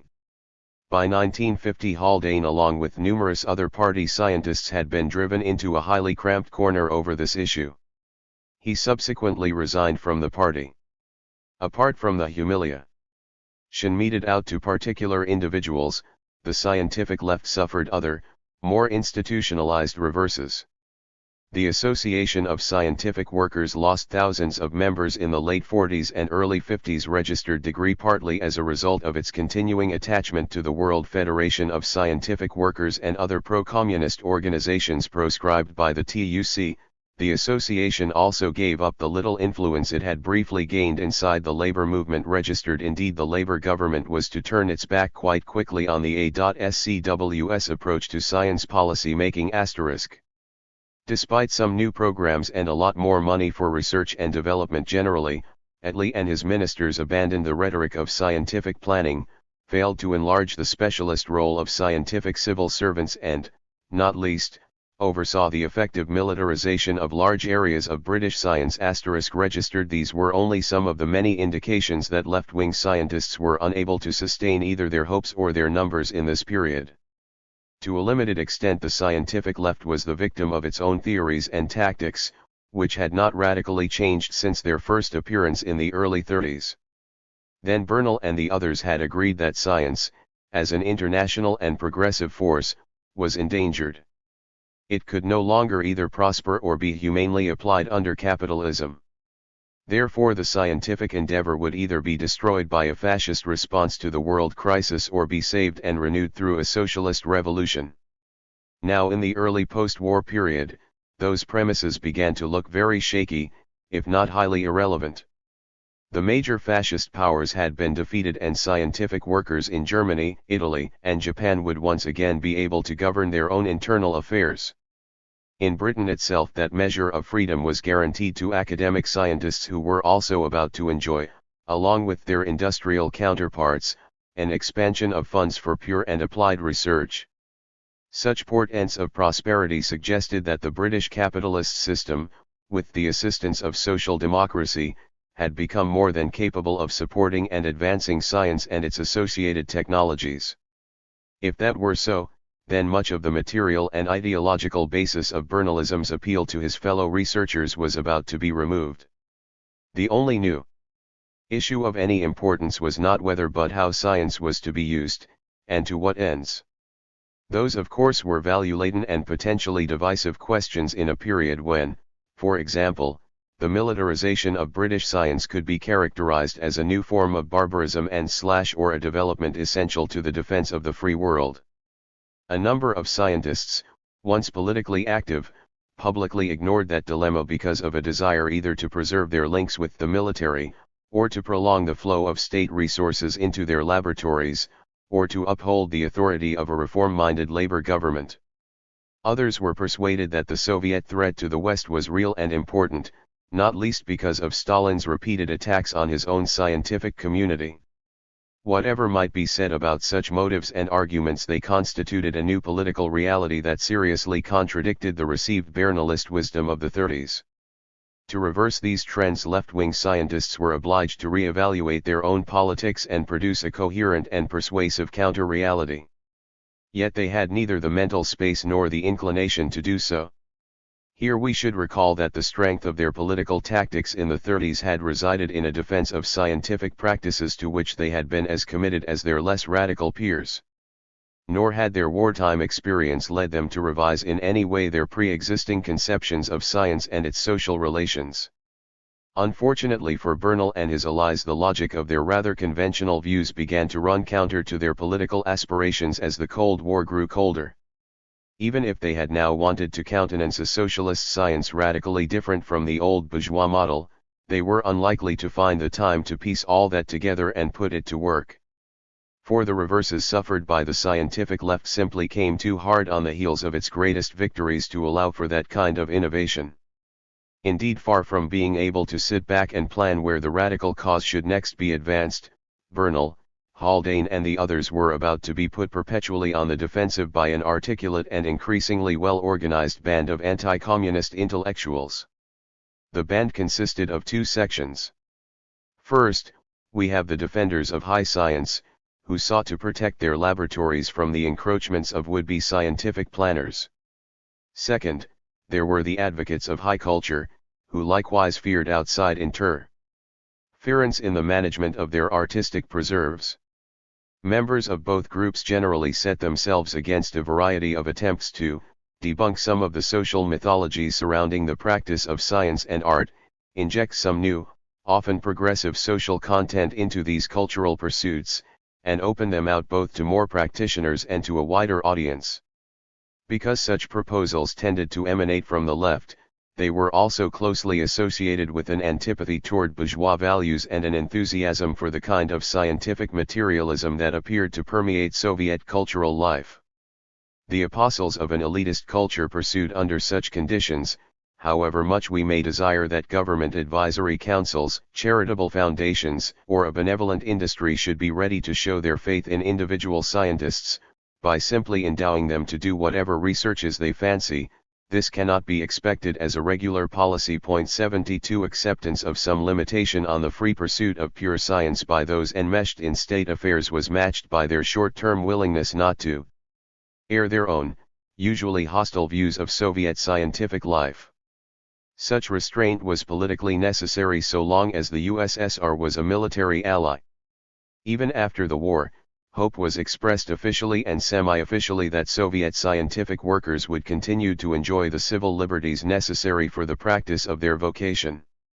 Hence the ideologues of the scientific right were at first unable to generate either a great debate with their left-wing counterparts or the public endorsement by the science establishment of their anti-communist views. On the other hand, it did not appear that the freedom of high scientists was to be discernibly diminished in post-war Britain. For the S.F.SS supporters, this all added up to a great victory. Very little is heard nowadays, the Society's bulletin reported in July 1947, about the movement against freedom in science, which reached the peak of its development at the meeting of the British Association in September 1941.74. By contrast, some of Bernal's friends concluded that it was the movement for freedom in science which died soon after the war, when it was realized that no one was going to browbeat British scientists into doing things against their will and for which they were not trained. Round 1 of the clash between the two movements could accordingly be judged a draw. That was not, however, the only challenge to its political, moral, and intellectual authority which the scientific left received between 1945 and 1947. Indeed, a better publicized and more immediately effective attack against Bernal, in particular, had already been launched by an ideologically heterogeneous grouping of literary intellectuals. Prominent among these writers were E. M. Forster, Arthur Koestler, and George Orwell. Anti-communist to a man, they regarded the rise of the scientific left not only as a threat to the artist's strategic role in British culture but as the sign of an increasing sympathy for totalitarian means and ends as well. For were not these scientists prepared to sacrifice the moral integrity and free development of the individual, so long as they might be allowed to speed up material progress under the aegis of an all-embracing scientific state? Their uncritical defense of the USSR seemed to indicate that much to those writers who, by the war's end, had come to realize how difficult it would be to justify their own culture and values without explicitly rejecting the left's package of support for science, materialism, and Soviet socialism. The most efficient way to confront that doctrine was to go for one of its principal authors, J.D. Bernal. At the beginning of 1946, Bernal presented his arts-based adversaries with a convenient summary of his views entitled Belief and Action. Appearing as it did in the first number of a revamped Modern Quarterly, this article could have been and was interpreted not merely as Bernal's credo but that of many other left intellectuals, too. What he had to say here was by now very familiar to his associates and ourselves. We are at the beginning of a new era, he claimed, in which the people, at last firmly in power, can plan and act. Bernal believed that it would now be possible, even without a socialist revolution, to ensure that all human beings have a chance of full development. Such an advance could only be achieved if the people were allowed to construct a well-organized productive and distributive system. To guide them in this mammoth undertaking they would have to strike a new moral balance between the claims of the individual and those of society. Here was how Bernal approached this touchstone of moral philosophy. Too great an insistence on individuality means an anarchy in which the material conditions necessary for the realization of full human possibilities cannot be achieved. Too little insistence on it means a tyranny in which the individual is limited to a particular function and in which, by demeaning man, the purpose of the organization itself is frustrated. The maintenance of the balance between these extremes is the greatest of responsibilities. It is too great to be borne by individuals, it is the responsibility of the people. In this context, Bernal advised the people to rely on the theories and the practice of Marx, of Lenin, and of Stalin, registered in which the achievements of liberal philosophy have themselves been incorporated. 8 Indeed, he believed that the wartime experiences of most Britons had already begun to transform them into dialectical materialists. Hence his optimism. This time there is no mistaking the people's purpose.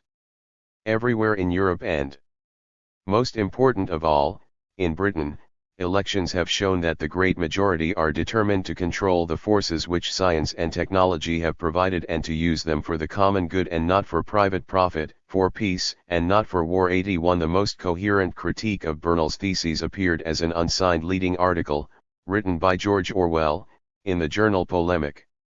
For nearly a decade Orwell had been simmering with indignation against what he took to be the dangerous pretensions of scientific socialists like Bernal. His antipathy to left-wing researchers was, in part, the result of a more general prejudice against scientists, whom he regarded as much more subject to totalitarian habits of thought than writers. 8. That tendency was manifested to Orwell's satisfaction when he reviewed the defenses of Hitler and Stalin that had been offered over the years by German and British scientists respectively. He attributed such behavior to a power-hungry mentality that supposedly pervaded the salaried middle class, the very group that provided the Communist Party with most of its intellectuals. 8**. But in the case of scientific workers, Orwell believed that the specific attraction of totalitarian regimes, whether of the left or the right, was their apparent devotion to the advanced technologies and outlook associated with scientific materialism. He himself was not so enamored of material progress.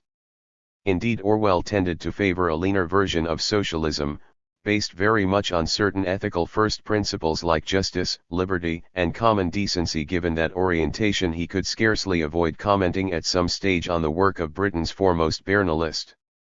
His occasion for doing so was an attack made in the Modern Quarterly against Polemic, which was charged with making persistent attempts to confuse moral issues, to break down the distinction between right and wrong. 8**. Orwell countered with the assertion that it was Bernal's belief and action which played havoc with the established ethical balance between individual and societal needs. To Bernal, any action which serves the cause of progress is virtuous. 8. Therefore, deduced Orwell, right action does not lie in obeying your conscience, or a traditional moral code. Right action lies in pushing history in the direction of the classless society which all decent people desire. All this, in Orwell's view, opened the way to a relativistic morality in which power and virtue were confused to the disadvantage of liberal values and personal freedoms. The disastrous human consequences of that perspective had already been displayed in the Soviet Union. Yet Bernal continued to endorse the practice of Stalin, and, why not, Orwell challenged, when he had already proved himself to be a theoretical master of Stalinist ethics. We think we have said enough, concluded the polemic leader, to show that our real crime, in the eyes of the Modern Quarterly, lies in defending a conception of right and wrong, and of intellectual decency, which has been responsible for all true progress for centuries past and without which the very continuance of civilized life is by no means certain. Registered Arthur Koestler offered a similar analysis of Bernal's article, but to a rather different audience. Instead of addressing a few thousand readers of Polemic, Koestler broadcast his broadside to an audience of 5 million. For this was the first of 11 lay sermons on the challenge of our time put out by the BBC on Sunday evenings during the spring of 1946. From soundings taken among its various cultural advisors, the corporation had been able to define this challenge as the lack of synthesis in modern thinking, and in particular the wide gulf between the scientific and the humanistic approach to life. 88 The elaboration of these problems was to be tackled by a team of artsmen assembled by the Canon of St. Paul's and a panel of scientists invited by J.D. Bernal. In addition to Koestler, they selected 3 researchers, 2 historians, 2 philosophers, and the novelist E. M. Forster. Between them they not only gave substance to C.P. Snow's subsequent lament about the two cultures, but demonstrated the political and ideological basis for that cleavage as well. The non-scientists were lining up with the right against the Soviet Union and in favor of individualistic ideals. With the exception of Polanyi, the scientists obligingly leaned to the left, supported the communists and stressed the need to engage the people in a great cooperative venture to improve the material foundations of their society. It was of course the initial clash between Bernal and Koestler that helped to bring about this remarkable convergence of polarities. The artsmen feared that the scientists, in their zeal to render life more comfortable through technical gadgetry and top-down planning, were endangering personal freedoms, if not the human spirit itself. Among the writers there was some consensus as to why this was so. Forster argued that the rising social and political fortunes of scientists, during the war had separated them from ordinary men and women and made them unfit to enter into their feelings. 8 That experience had encouraged researchers to believe, quite wrongly in Polanyi's view, that the decisive problems of our world can be solved by applying the methods of science. Yet our troubles today are political and not technical. After all, Polanyi added, if all we wanted was scientific planning, we could have had that through Hitler. Registered degree, but Hitler put science at the service of totalitarianism. So, too, had Stalin, whose suppression of civil liberties did not, or so it appeared to Kessler, really bother Bernal and other pro-communist scientists. For example, Kessler continued, Bernal's article did contain some reservations to the effect that there should be no question of blind and obedient carrying out of orders, which, he says, leads to the Führerprinzip. He doesn't seem to have noticed that blind obedience plus the Führerprinzip are nowhere more in evidence today than in the party to which Professor Bernal's sympathies belong registered. In other words, to Kessler and his comrades the challenge of their time was to defend human freedom and individual enterprise from their fashionable detractors. But that project could only succeed if free men and women could strongly oppose the corroding and allied influences of scientism, materialism, and communism. As Lord Lindsay noted, each of us had to reject the idea that an indefinite multiplication of riches will of itself make us either good or happy. Registered. Though the arts coterie was somewhat vague as to where real goodness and happiness might be found, they were agreed that the people should take their moral cues from literary rather than scientific intellectuals. Indeed, Forster was not even prepared to accept scientific workers on anything like equal cultural terms. Thus, I am writing like an intellectual, but the intellectual to my mind is more in touch with humanity than is the confident scientist, who patronizes the past, oversimplifies the present and envisages a future when his leadership will be accepted. We want him to plan for our bodies. We do not want him to plan for our minds, and we cannot accept, so far, his assurance that he will not do this %. At least Forster had some hope that the confident scientist was not yet beyond redemption. It is high time he came out of his ivory laboratory. Registered. For Kessler, by contrast, was unshakable in his belief that much confusion could be avoided if some scientists would stick to their electrons and realize that human beings do not fit into mathematical equations. Registered. It was to say the least a happy coincidence that the political idealism of the literary spokesman dovetailed so well with their cultural self-interests. Bernal, Haldane, Levy, and their friends welcomed this abuse of their ideas to such an extent that they helped to organize a further series of London-based public lectures in 1946 called The Communist Answer to the Challenge of Our Time. Their confidence here resided in a belief that the war-born impetus to transform Britain into a more just and efficient society had not yet run its course. By emphasizing the scientific and socialist dimensions of this new political consensus, they now hope to reinforce it intellectually and at the same time show how far removed the apostles of high culture were from the feelings and aspirations of ordinary men and women. In other words, the scientific left was only too eager to race ahead to the corner into which the anti-communist writers wanted to drive them. The principal aim of Bernal and his comrades was to show that scientists and socialists were not only the friends of liberty and freedom but the two groups most likely to defend and extend these desired aspects of modern civilization as well. They therefore set out to destroy the literary men's contention that scientific planning was incompatible with the needs of individuals to develop freely and keep their own moral consciences. Bernal laughed at the falsity of this dilemma during his BBC broadcast. There are some people who would like you to believe that once you start trying to run the world in a sensible and conscious way, something terrible will happen to human values, that men will be considered only as machines, that human society will be reduced to that of the white why not red ants. This is sheer nonsense. In fact, it is the other way round.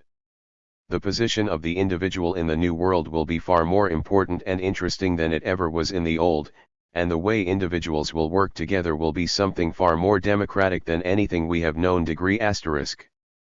Later in the series, Haldane would reject the anti-communists' implied belief that, in the absence of state interventions into social and economic life, individuals were free to think and act in whatever way their spirit demanded.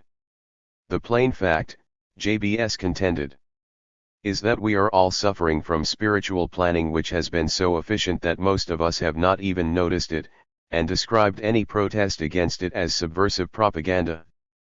Professor Polanyi, who opposes scientific planning in the name of freedom, has suggested that we should compile a complete code of moral behavior. I only wonder he didn't suggest a world conference on Mount Sinai to draw up a code. How easily one is led into spiritual planning if one rejects economic planning registered. Bernal would later interpret this campaign against science in favor of mystical religion, against planning, and against the belief that the people can run the show by themselves as part of the ruling class's desire to damp down the populist trend of recent years. All this, he told a London audience in the autumn of 1946, saps self-reliance and must inevitably lead to economic decay and disaster. 8. The antidote to such poisonous despair was for the people to reaffirm their desire and ability to take control of their own lives at whatever cost to the tender sensibilities of a few aesthetes. That was Bernal's advice to the millions who listened to his broadcast. We cannot leave this challenge to be taken up by soured intellectuals with their eyes fixed on the past. It must be taken up by those who have the hope, the knowledge, the ability, and the drive to define the problems of our time and to solve them. We will throw off our anxieties and quell our fears not through any metaphysical searching of heart but by getting down to the urgent practical job of securing the conditions for a good life for all the people of the world. Registered degree. The success of that endeavor depended upon the satisfaction of two conditions, the maintenance of peace and the extension of scientific and democratic procedures into a wider society. Yet those who opposed planned science and scientific planning were likewise determined to disturb international relations by vilifying the internal and external policies of the USSR. Here Bernal attempted to turn his opponent's argument back on itself in order to show how they were already laying the groundwork for a Cold War that could still be avoided. The real danger does not come from the Soviet Union, or the atom bomb, or from the inherent wickedness of man, or from our intrinsic inability to cooperate in building a new world based on common effort for common good. It comes from those who do not want this kind of world, those who talk of wars and rumors of war, those who have discovered the special values of Western civilization, the defense of which we can now take up from the defeated Germans. These are the enemies of promise, these are the real heirs of the Nazis. Unless we can stop them splitting the world into two camps in men's minds, the fatal division will grow and war will be inevitable. 1 degree. Needless to say, one group that was unlikely to find much fault with the Soviets was the Communist Party of Great Britain, which was simultaneously excelling itself as the champion of a truly scientific socialism. But no one could make more of a fetish of science than the party's leading scientists. Now Haldane, when asked, "Can't you apply your scientific method to these moral and political problems?" would reply, "Yes, we can, and the man who showed us how to do it was old Karl Marx." 1 degree. That meant a Marxist party had, by definition, to be a party of scientists. Such was Hyman Levy's claim, as he summed up the communist answer to the challenge of our time. The Communist Party, he proclaimed, is realist and scientific, concerned to discover the truth about social events and social processes, and, like any scientific body, bound to accept the truth when it is found. Degree. At this moment the wisdom uncovered by the party was that the celebration of science was essential to the defense of socialist achievements, in Britain as well as in the USSR. 3. The Lysenko affair. That strategy worked reasonably well until the winter of 1947-8, when the Cold War began in earnest. An important facet of this global confrontation was how swiftly the methods, theories, and technologies conventionally deemed scientific in the West were turned against the Soviet Union, the international communist movement and, not least, anyone who claimed that only socialism could make the world safe for science. Now it was the turn of anti-communists to press a variety of scientific means into the service of their own political ends. Science, pure and applied, was used in military and diplomatic offensives designed to contain the spread of communism in Europe and elsewhere. Likewise, leading academic scientists were made accomplices of that strategy either as state advisors on defense or as the designers of research projects supposedly of long-term benefit to the armed services. But science also began to be used increasingly as a cultural weapon by the West's defenders. Negatively, they would be provided with new evidence that the Soviet Union was suffering as much from the retrogression of its technology as the repression of its scientific workers. Positively, the Cold Warriors would begin to evolve a new history, philosophy, and sociology of science that ran counter to the bare nihilist literature in these areas. While some of them would subsequently argue that the practice of science could be studied without reference to its wider social context, and others that normal scientific life could only take place in a liberal democracy, they all believed that a Marxist perspective prevented one from correctly understanding and successfully producing modern science. On all of these fronts the scientific left fought back as best it could, opposing the arms race, defending the USSR and developing its own approach to the social relations of science. The difference between this new phase of the cultural Cold War and the earlier one was that, this time, Vernal and his associates lost the sympathy of their liberal allies and perhaps as well the confidence of a new generation of scientific workers. The radical science movement had at last been stymied. More than anything else, it was Stalin's sudden decision in July 1948 to put T.D. Lysenko in charge of Soviet biology that served to catalyze the decline of the scientific left. By common consent, Lysenko's victory was and continues to be seen as a fateful challenge to the customary ways in which scientific theories were supposed to be produced and applied in the modern world. From our earlier discussion of the Lysenkoists, we know that they had earlier criticized the theoretical and practical adequacy of formal genetics, invoked ideological criteria to settle various scientific disputes, and attacked the elitist pretensions of bourgeois geneticists. Yet it was not until well after the Cold War's onset that Lysenko was permitted full sway over the agrobiological aspects of the Great Stalin Plan for the transformation of nature. Now Lysenko's followers were able to bring the two camps' mentality deep into the scientific arena by playing off the practical and democratic orientation of their socialist science against the sterile and racist nostrums of capitalist pseudoscience. Whatever progressive aspects may have been involved in Lysenko's seizure of scientific power *, they were rather overshadowed at the time, by Stalin's momentary denial of the right of researchers to settle intellectual scores in their own way, and by the cavalier dismissal of a number of well-known geneticists from their posts. The reason why these points were emphasized is that they ran counter to the deepest beliefs of both pro- and anti-communist scientists in the West as to how science ought to have been practiced. Is it then any wonder that when the USSR, the linchpin of the left-wing scientists' arguments in favor of socialism, systematically contravened their received wisdom, they would be obliged to suffer a grievous setback? To make matters much worse, the scientific left had set the seal on its own defeat here by publicly rejecting Lysenkoism prior to the summer of 1948. Indeed, in 1940, 3 years before John R. Baker's earliest attempt to publicize the Soviet genetics controversy 1 degree, J.B.S. Haldane had already been prepared to concede that Lysenko's attacks on the importance of chromosomes in heredity seemed to me to be based on a misunderstanding. This would be very serious, J.B.S. admitted, if he were dictator of Soviet genetics 1%, for fortunately, he was not. Nor were there any signs much before 1947 that Lysenko was improving his position at the expense of orthodox geneticists. That was how Haldane read the situation. 1% *, and his view was simultaneously corroborated by Eric Ashby and Julian Huxley, both of whom saw Lysenko just after the war. Emboldened by these reports and convinced of Lysenkoism's theoretical deficiencies, the editor of the British Communist Party's theoretical journal, Modern Quarterly, printed 3 damning articles on Soviet genetics in the autumn and winter of 1947-8.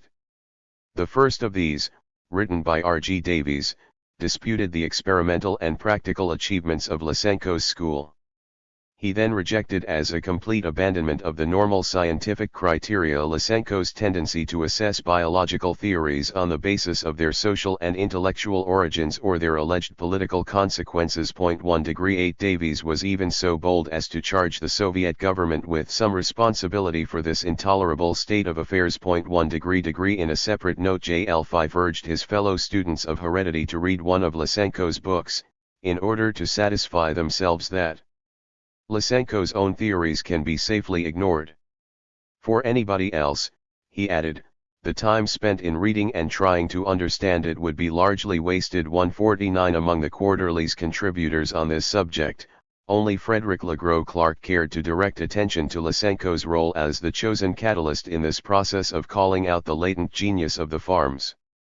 For, according to Clark, Lysenko preached not merely a somewhat perverse set of scientific theories, but the ability of the Soviet farmer to become a scientist. 144 But like Davies, Fife, and Haldane, Clark was glad to record that orthodox genetics was still practiced widely and with distinction in the USSR. In the meantime, it looked as if Lysenko's influence was waning. Having authored a critique worthy of a Baker or a Polanyi, left-wing scientists had little room for maneuver when Lysenko was officially raised to power almost overnight. 2 Lysenko's victory placed Haldane, in particular, under severe emotional and intellectual strain. As the C.P.G.B.'s leading geneticist, JBS could not remain silent. Yet almost any statement he made on the controversy was bound to violate his scientific or his political scruples. So he initially refused, in public, to take sides, notably in his contribution in November 1948 to a BBC symposium on Soviet genetics. 143 That broadcast was only part of the unprecedented coverage which the mass media gave to the unacceptable face of Soviet science. In this endeavor they obviously had the support of the Society for Freedom in Science. The SFS was anxious to show how the rise of Lysenkoism more than justified the Society's existence. 144 Other anti-communist scientists, including C.D. Darlington and R.A. Fisher, now joined in the struggle, as did a number of progressively minded liberals like Eric Ashby, Julian Huxley, and C.H. Waddington. Even previously apolitical researchers came forward to comment at least on Lysenko's experiments, while at least one non-scientist wrote a popular account of how Russia turns back the clock. It was all rather a sad and inverted outcome of the scientific left's long-standing commitment to stimulate the public's awareness of a nexus between science, socialism, and the USSR. The quickly coalescing consensus among the anti-communists was that Lysenko and his followers had used the brute force and ideological authority of a totalitarian state in order to replace scientific truths with demonstrably false views. The British critics of Lysenkoism asserted that, a number of geneticists had already been murdered, genetics would no longer be taught, and Soviet agriculture would suffer accordingly. What they disputed among themselves was why the Soviets were, in their view, waging a war against reason, truth, and civilization. R.A. Fisher put it all down to Lysenko's lust for power for himself, power to threaten, power to torture, power to kill. 145 An alternative mode of explanation was to look at the U.S.S.R.'s denial of science as the corollary of its need for religion. Why did Stalin, the architect of scientific socialism, need to foster religious attitudes? Ashby replied that the Russians were, poor chaps, innately religious. 146 Langdon Davies, on the other hand, felt it was the Marxist religion itself that was at fault here. For after all, doesn't genetics tend to disprove certain beliefs which are demanded of all Soviet citizens, particularly by emphasizing the biological inequality of man and the fact that nature is in many ways refractory to monday's changes? 11 Of all these analysts of the religious functions served by Lysenkoism, only Julian Huxley attempted to relate the overnight ascendancy of this doctrine to the vicissitudes of the Cold War. 1, registered his general argument ran as follows. Central to the present state of affairs is the historical fact that Soviet policy has undergone a radical change since the war, apparently with a view to preparing the people of the USSR for a long struggle, possibly involving war, with the capitalist world in general, and the USA in particular. To effect this, the revival of patriotic feeling, which was deliberately fostered during the war, had been retained, but has been coupled with a glorification of communism and the present regime as the system under which alone the nation can successfully advance to new achievements. 1 degree. Though Huxley could understand why the Soviets, in turn, transformed Lysenko into a national hero, he still condemned them for their gross and short-sighted denial of free scientific discussions. From his and other analyses of Lysenkoism, the two most common deductions made were that scientists should practice their vocation free from political interference and that the USSR could no longer be regarded as sound guides to the practice of science. Apart from those already on the left, neither proposition prompted much opposition from inside the scientific community *, nor could it be said that Lysenko's rise to power was welcomed by most socialist researchers, certainly not those outside the ranks of the Communist Party of Great Britain. Lancelot Hogben was one such opponent. Even before the Second World War, Hogben had begun to dissociate himself from the pro-Soviet inclinations of many within the scientific left. A chance trip across the USSR in the spring of 1940 further convinced him that the theories and practices evolved in that culturally and industrially backward society were irrelevant, not to say harmful to the cause of British socialism. In his Conway Memorial Lecture of March 22, 1949, Hogben was therefore able both to reaffirm his old convictions as a scientifically minded socialist and to explain why they could not be rationally applied in the Soviet context. In fact, he said in referring to Lysenkoism, "It does not seem to me amazing that healthy courtship between theory and practice is unrealizable in a vast territory with no long tradition of popular education, of skill in the use of modern techniques, that the Soviet Union has abandoned support for what is in such circumstances an unduly ambitious program of research with no immediate prospect of results contributory to the mitigation of post-war impoverishment, that a charlatan such as Lysenko is thus able to gain a powerful following by raising the morale of the peasantry, nor that the language in which his supporters conduct his campaign lacks a discipline and reserve unlikely as yet to flourish in an empire in process of rescue from well-nigh universal illiteracy. 1 degree. To Hogben, the Lysenko affair was only one of many indications that the Russians are just 30 years behind the times. 1 #4 Ideally, he would have liked the matter to have rested there.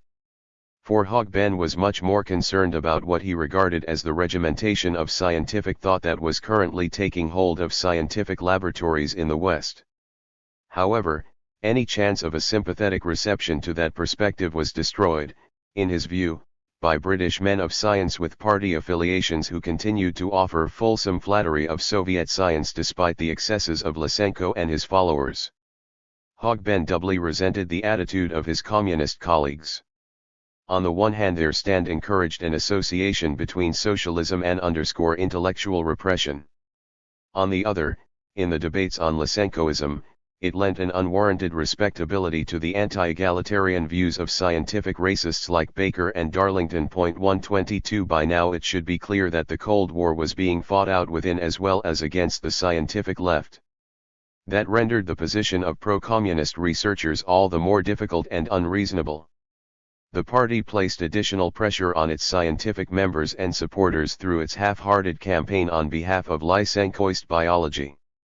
Though its Central Committee refrained from laying down a clear and official line on this question, the C.P.G.B's leadership nevertheless threw its own weight behind Lysenko from 1948 onwards.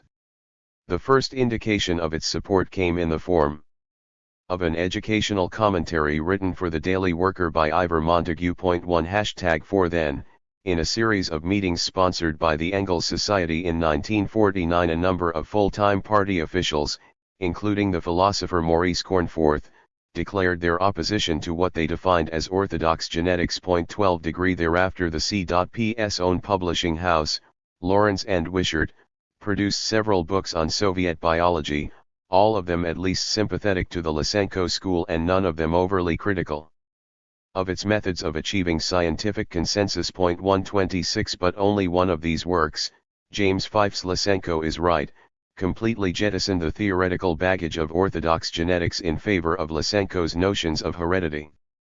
This is the same biologist who had declared to modern quarterly readers in 1947 that they could safely ignore the whole of Lysenkoist biology.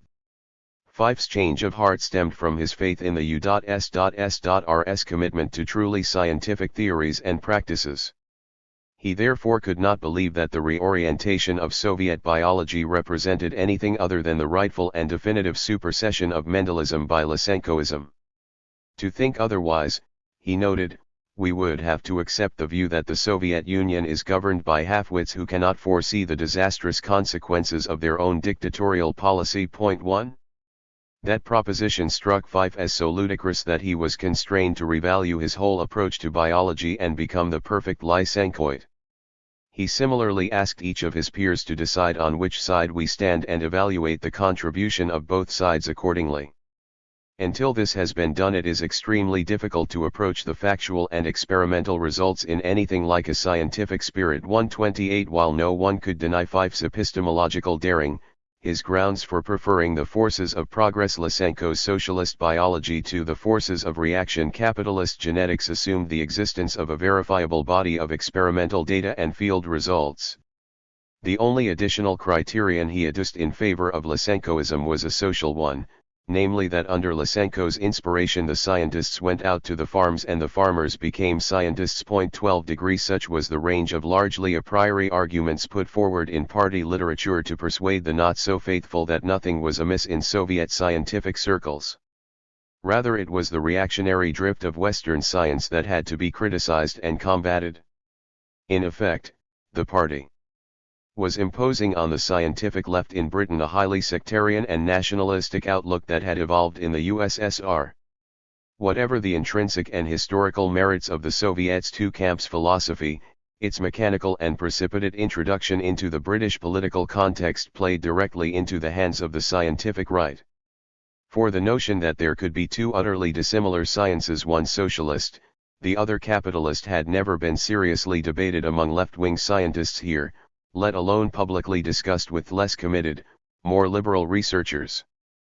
By contrast with 20 years of stormy controversy in the Soviet Union about the nature and limitations of bourgeois science, the scientific left in Britain had oriented its politics around the deeply held conviction that there was just one international science, and it could only be fully practiced and humanely applied in a socialist society. Now communists like Bernal and Haldane were being asked to abandon that position and, with it, the prospect of maintaining a scientists' popular front. It was difficult enough for these scientific intellectuals to adopt, in advance of any long period of reworking their ideas, an almost wholly alien worldview. What made this project virtually impossible was that it had to be launched as part of the defense of Lysenkoist biology.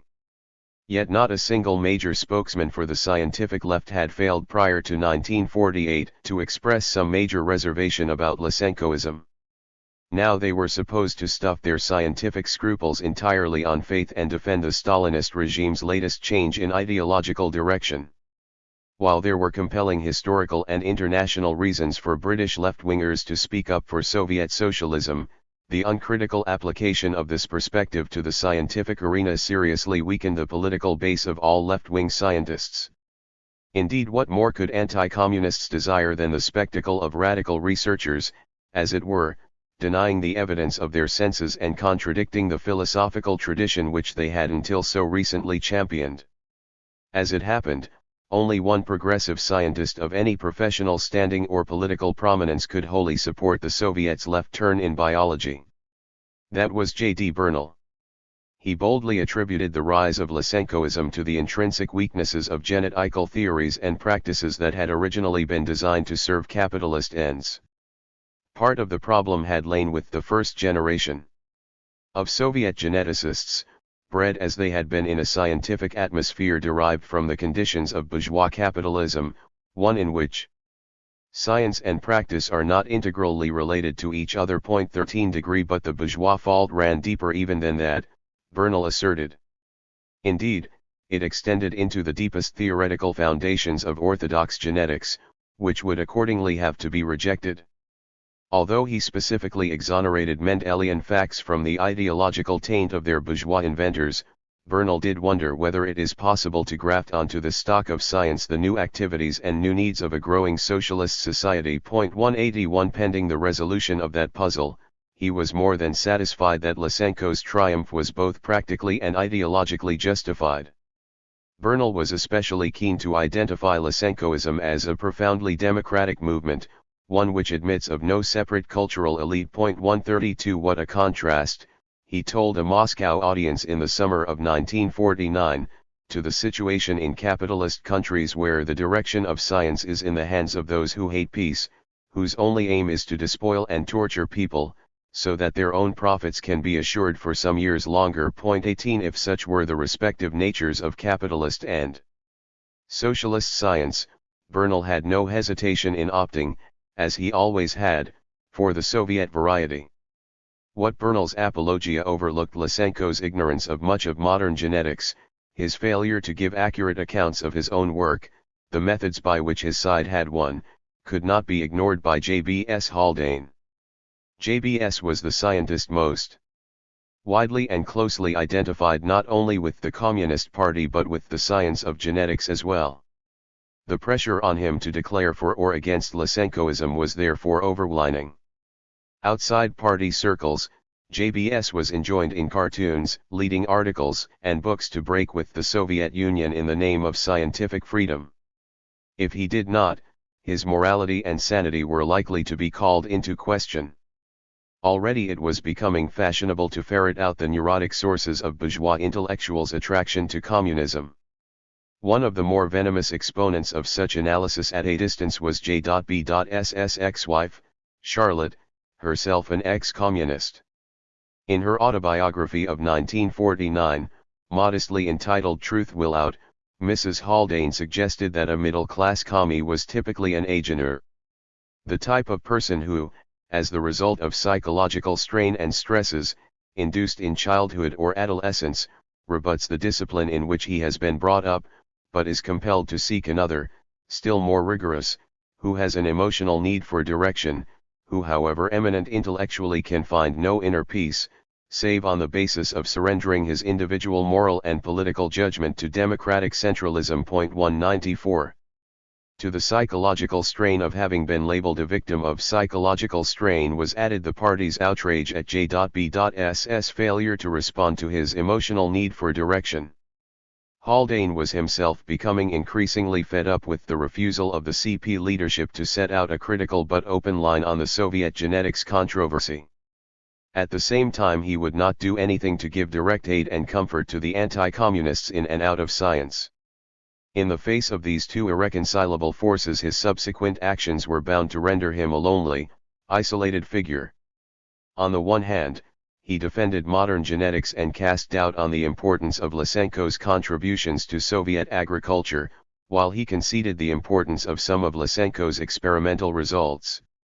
Nevertheless, JBS declared in mid-1949, "I believe that wholly unjustifiable attacks have been made on my profession, and one of the most important lessons which I have learned as a Marxist is the duty of supporting my fellow workers 1%." 5 That stand, however, was not accompanied by any overall vilification of Soviet communism or public denunciation of the British Party.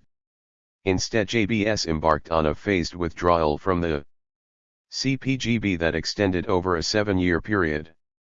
By the time his departure from the party was fairly well authenticated, Lysenkoism was no longer a burning political issue and intellectual cold warriors had moved on to new disputes.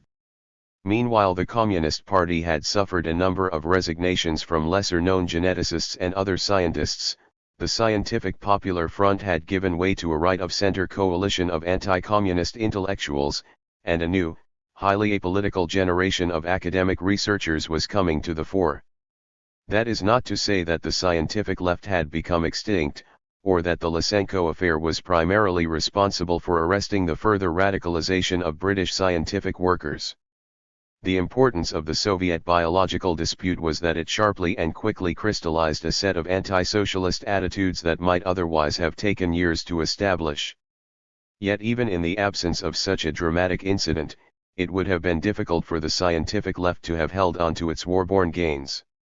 For the logic of post-war developments in British science pointed to new riches, new responsibilities, and new opportunities for a community that was at last to be firmly integrated into the workings of the capitalist state.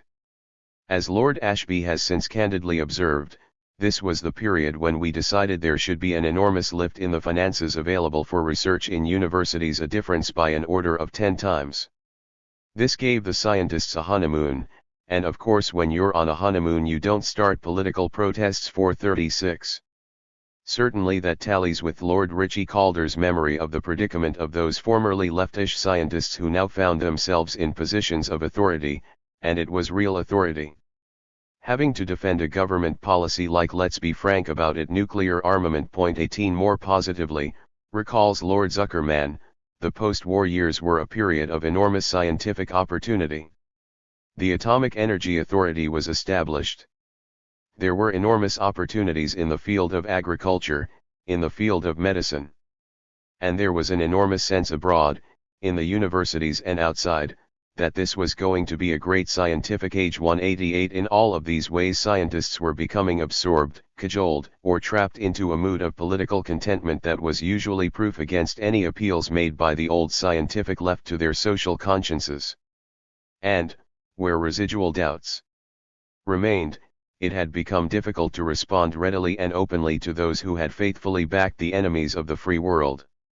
As a New Statesman profile of Bernal would complain in 1954, it is their religious attitude towards Moscow that has driven from the Communist Party so many scientists and intellectuals who share Bernal's hopes of progress through science, but know they must denounce cruelty and tyranny wherever they are found. 1% 9 Obviously, no rational, scientific person could be expected to join the religious left. In a way, that was quite a backhanded compliment to the new rhetoric which the Bernalists had helped to introduce into British politics. Chapter 9. Coming in from the cold. I should think that all those in the 30s who believed that the natural sciences could only come to their most perfect fruition in a socialist society probably still think so now. Joseph Needham, 19,684. Between 1949 and 1956 a number of the scientific left's veteran campaigners from the 30s recovered their nerve, reasserted their beliefs and regrouped their forces, despite the growing strength and shrillness of various anti-communist organizations. That resurgence continued, admittedly with a few notable gains, until Khrushchev's attacks first on the excesses of Stalinism, and later on the workers' uprising in Hungary. Thereafter Bernal was to remain the only one of our main figures who worked within the political framework of orthodox communism. Nor did any of them elect to participate in the new wave of radical theory and practice represented by the New Left and the Campaign for Nuclear Disarmament respectively. Politically stymied in their own society, they increasingly deflected their attention to the more remote problems posed either by past civilizations or by the Third World. For as Marxists and socialists they were not prepared to sink completely into political apathy, even if the combined forces of old age and a new epoch had conspired to cut them off from many contemporary struggles. Not until the late 60s would their devotion to scientific socialism come to be recognized, rewarded and, not least, highly regarded. One of their new admirers was a young American graduate student, who decided to devote his doctoral thesis to an analysis of their story. 2 How much this sort of esteem meant to them, coming as it did 20 years after the debacle over Lysenkoism, is rather difficult to estimate. Regroupment. What can be determined is how grim and tentative were the scientific left's efforts in the early 50s to regain some of its lost political influence. Obviously its ranks had been somewhat depleted, and it no longer enjoyed the ready sympathy of many liberal scientists. The morale of those researchers who continued to identify themselves as progressives was also at a low ebb. Having derived great strength over the years from the example of Soviet science, they were now obliged by the anti-communists to defend not only the Stalinist regime but their own personal integrity as well. Sometimes the attacks made on them were slight and silly yet their combined weight seriously limited the ideological sway of the leaders and institutions of the radical scientists movement. Nowhere was this more evident than in the Association of Scientific Workers. Indeed, under pressure from the T.U.C.'s General Council and, More importantly, from the sudden fall in its own membership, the A.SCW was obliged to censor the activities of its more active supporters. Such was the message conveyed to its annual council in 1949 by the Executive Committee, which was convinced that the association must not indulge in activities or make pronouncements on political matters which would have the effect of narrowing its appeal and of rendering it less able to represent the wide range of views to be found in its ranks at present. There is need for the exercise of a full sense of responsibility by sections of the association at all levels. Particularly is this the case in regard to public pronouncements, resolutions to bodies with which the A.SCW has relations and communications to the press. All those who speak in the name of the association in the branches, areas, committees, and executive committee should feel this sense of responsibility and exercise due circumspection in their activities and utterances registered. The need for self-restraint was manifested within a matter of months, when the E.C.'s presiding officer, J.D. Bernal, found himself censured by the British Association. In a period of such for example, when the World Peace Congress was convened in Paris in 1949, a local right-wing newspaper drew its readers' attention to some of the desperadoes among the delegates, not least the English scientist Bernal, unknown in scientific circles but well known to the police. Bernal's close friend, the Soviet novelist Ilya Ehrenberg, quotes this nice bit of nonsense in the 6th volume of his memoirs, Men.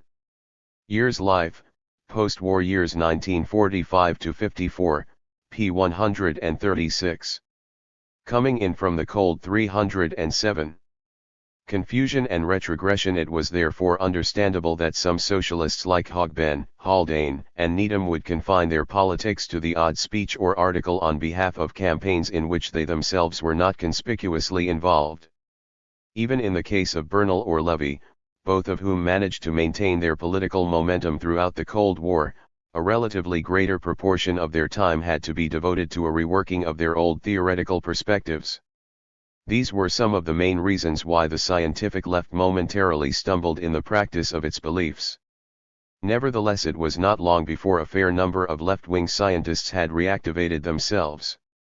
Their rallying point had been defined as early as the autumn of 1950 by Bernal. He argued that the paramount need of the world today was neither the liberation of the Third World nor the strengthening of the European and American labor movements. Rather, it was the securing of peace. For that issue had the virtue of serving simultaneously as an antidote to the hawkish anti-Soviet mood that was coming to prevail in the West, and as an appeal to liberal, humanitarian fears of a worldwide nuclear holocaust. It also revived the old Bernalist emphasis on how the capitalist system frustrated science by applying it to ignoble ends. Such was the basis on which a new British organization, Science for Peace, was founded in January 1952. A number of veterans from the old Cambridge Scientists anti-war group, including Bill and Tony Peary and of course Bernal, sat on its national committee. Over the next 5 years this group would remain the principal platform for the old scientific left. In addition to its sponsorship of a number of conferences and a quarterly bulletin, Science for Peace actively joined in the debate over the hazards of nuclear radiation. But for our purpose the most interesting thing about the SFP was that it based itself explicitly upon a liberal ideology of science. In its statement of principles, scientific knowledge is seen as morally neutral. It can be used for good or evil purposes. Furthermore, as scientists we hold that a common appeal to reason and objective fact must be used to resolve the differences between the nations. Finally, they implicitly repudiated the notion of a socialist science qualitatively distinct from its capitalist counterpart. 308 Since the 30s. We assert the permanently international character of science. It is a worldwide republic of the mind. The scientists of all countries form one fraternity united in a common effort to understand nature. They could be united in a common concern for human betterment. We must seek to maintain everywhere the civil rights of scientists, and it is our duty to strive for the removal of all barriers that restrict or embarrass the free intercourse of scientists and the free interchange of scientific information throughout the world. 4 years after the triumph of Lysenkoism, the scientific left was at last able to reaffirm unconditionally its underlying faith in the inherently progressive essence of its science. That faith was also coming to inform more openly the discussions between Soviet academicians and British left-wing researchers inside the World Federation of Scientific Workers. Indeed, a liberalization of scientific life in the USSR had already been underway for about 2 years. In addition to its gentle encouragement of that trend, the Federation strongly associated itself with the initiatives taken by the communist-controlled World Peace Council. As one of the most active members of both the Council and the Federation, Vernal's influence was inevitably very great. One of his initiatives, in May 1952, was to organize a worldwide meeting of scientists of such repute that governments would pay attention to their conclusions on nuclear warfare and other subjects. Partly as a result of his efforts, the now famous Pugwash Conference on Science and World Affairs was initiated 4 years later. Such then were the national and international dimensions of the scientific left's revival in the early 50s. Impressive though this comeback was, it rested upon rather narrow theoretical and practical foundations. For a start, the links between the scientists' new bodies and working class politics were purely formal and highly attenuated. The margin for socialist gains among scientific workers was further restricted by the scientific left's orthodox conception of the social relations of science. As early as 1949, Vernal was floating the notion that a second industrial revolution, in which science took the lead in formulating and solving the technical and organizational problems of industry, was upon us. While admitting that the United States had so far taken the lead in transferring scientific knowledge into an ideology-free force of production, he refused to believe that. Coming in from the cold 309. Such a revolution could be successfully prosecuted for long in a capitalist society. For it implied, according to Vernal, a fully integrated and planned economy which ultimately negated that system. But Hyman Levy, for one, was not sure how valid such orthodox Marxism had become in the post-war world of monopoly capitalism. Perhaps the ruling class was at last in a position to use scientific planning to secure its medium-term survival. Certainly in 1950 he observed, "It is to science that they look for salvation and to the potentialities of the general population and not to a restricted class that they must turn for recruiting the human material necessary for peopling their laboratories and their design offices and for acting as their executive officers." The crisis in capitalism, the struggle for its rehabilitation, is reflected in a drastic shift in the balance of studies within the universities and in the social composition of the student class. 8. Even if Levy were proved wrong in the long run, the immediate prospect of transforming scientists into socialists was doubtful.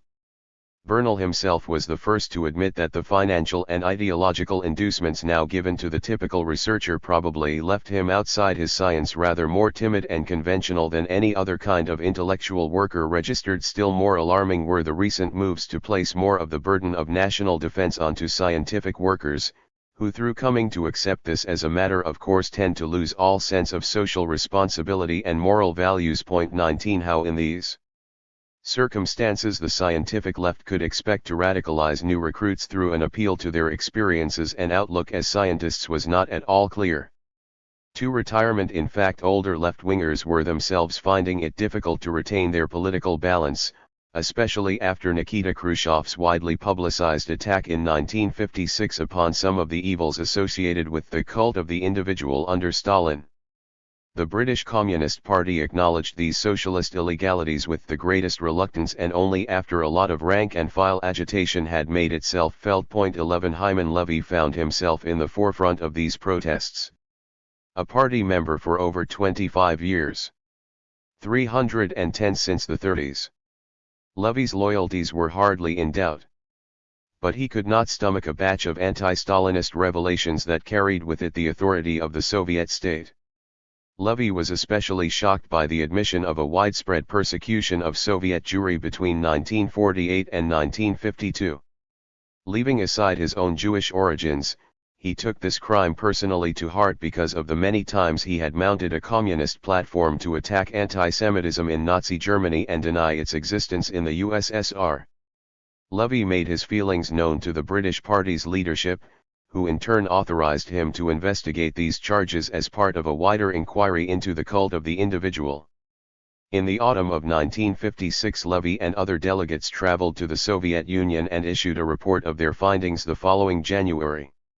They acknowledged, among other things, the discovery from private conversation by Comrade Levy with Jews that the years 1948 to 1952 were known among them as the Black Years, the period during which many Jews were dismissed from their posts. Jewish poets and writers were arrested and charged with treason and executed. 1 A summary of the report appeared in the C.P.S. Weekly World News and Views, complete with Levy's signature.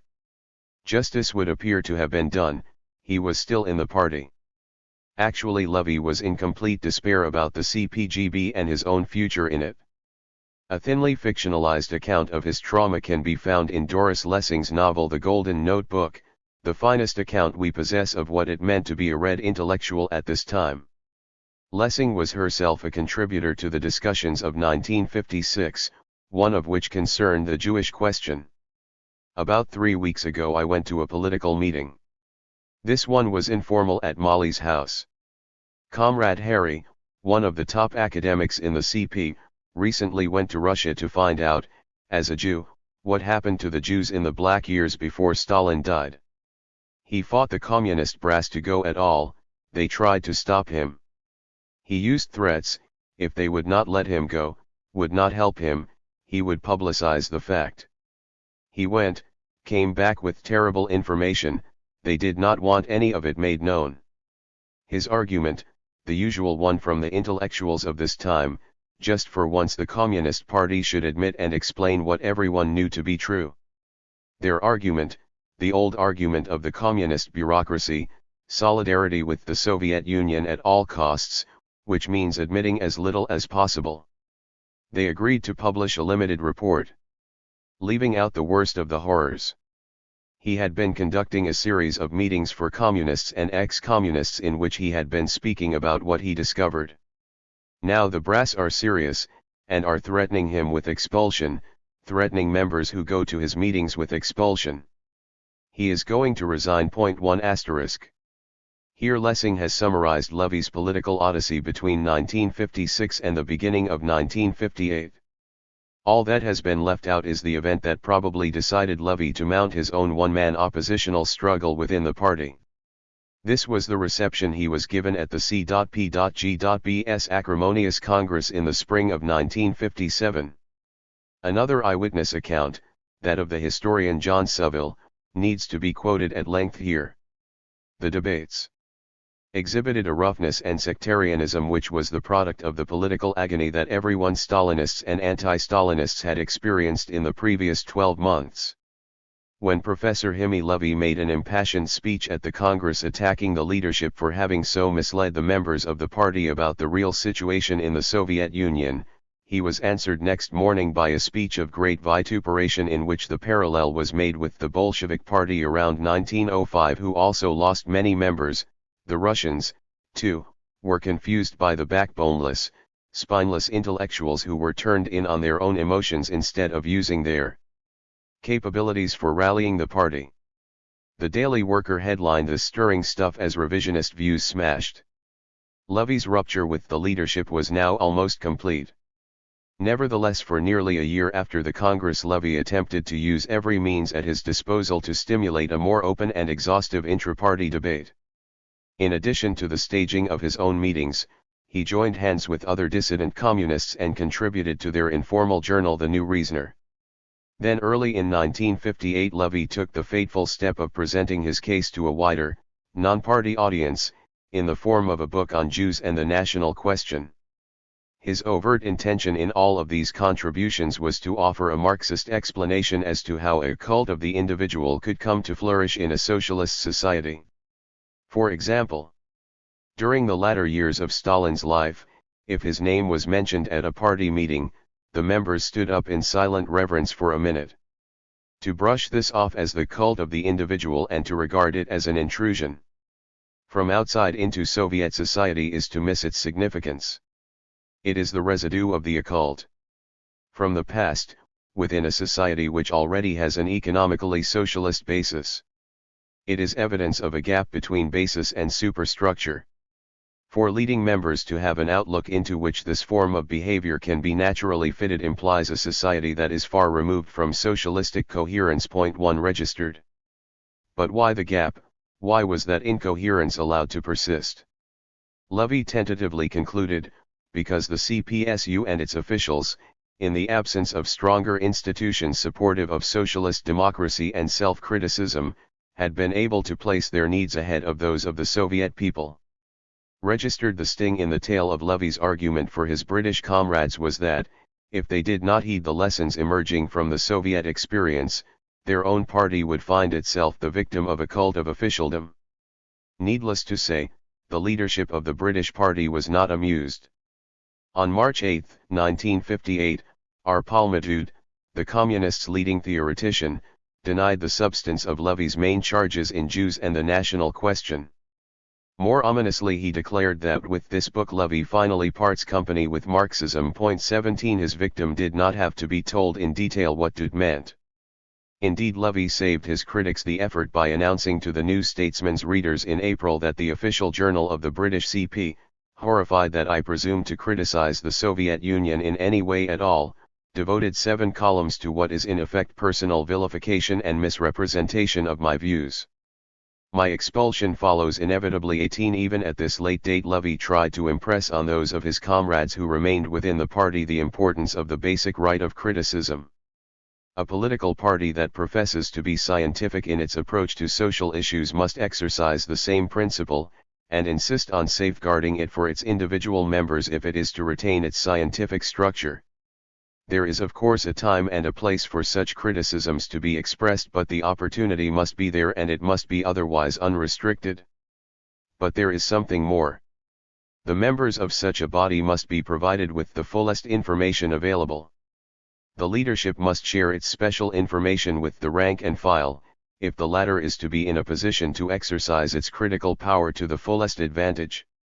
For example, if the leadership of any of the communist parties was aware of what had been happening in the Soviet Union during the latter years of Stalin's life, and if they maintained silence before their members, then, by that very action they were striking a blow at the scientific understanding of their members and at its entitlement to call itself scientific. Point 1 registered. Over half his adult life had been spent inside the party. Now he was forced to leave it. The poignancy of this moment was that Levy was about to be condemned to the political wilderness. Yet, in my own view, his development from a union organizer at the National Physical Laboratory to his last hurrah as a communist hellraiser had rendered him the politically most interesting and admirable member of our left-wing coterie. Now all that experience was about to be lavished on an occasional speaking engagement for the A.SCW, the odd letter to the Times, and a book attacking the purity of Cambridge mathematicians that somehow never got written. More sadly still, Levy was always ready to return to the CP fold, if only the party were prepared to offer a few public apologies.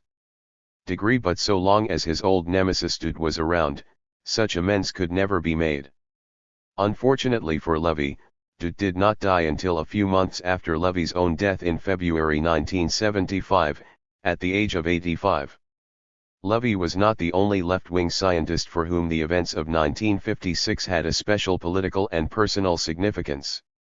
In April of that year, J.B.S. Haldane officially and privately left the Communist Party, plus just a few days after the Soviet Academy of Agricultural Sciences had decided not only to republish the works of the late geneticist N.I. Vavilov but to accept the resignation of its president T.D. Lysenko as well. Though JBS had already absented himself from party affairs for nearly 6 years, this last gesture of regretful disapproval was significant.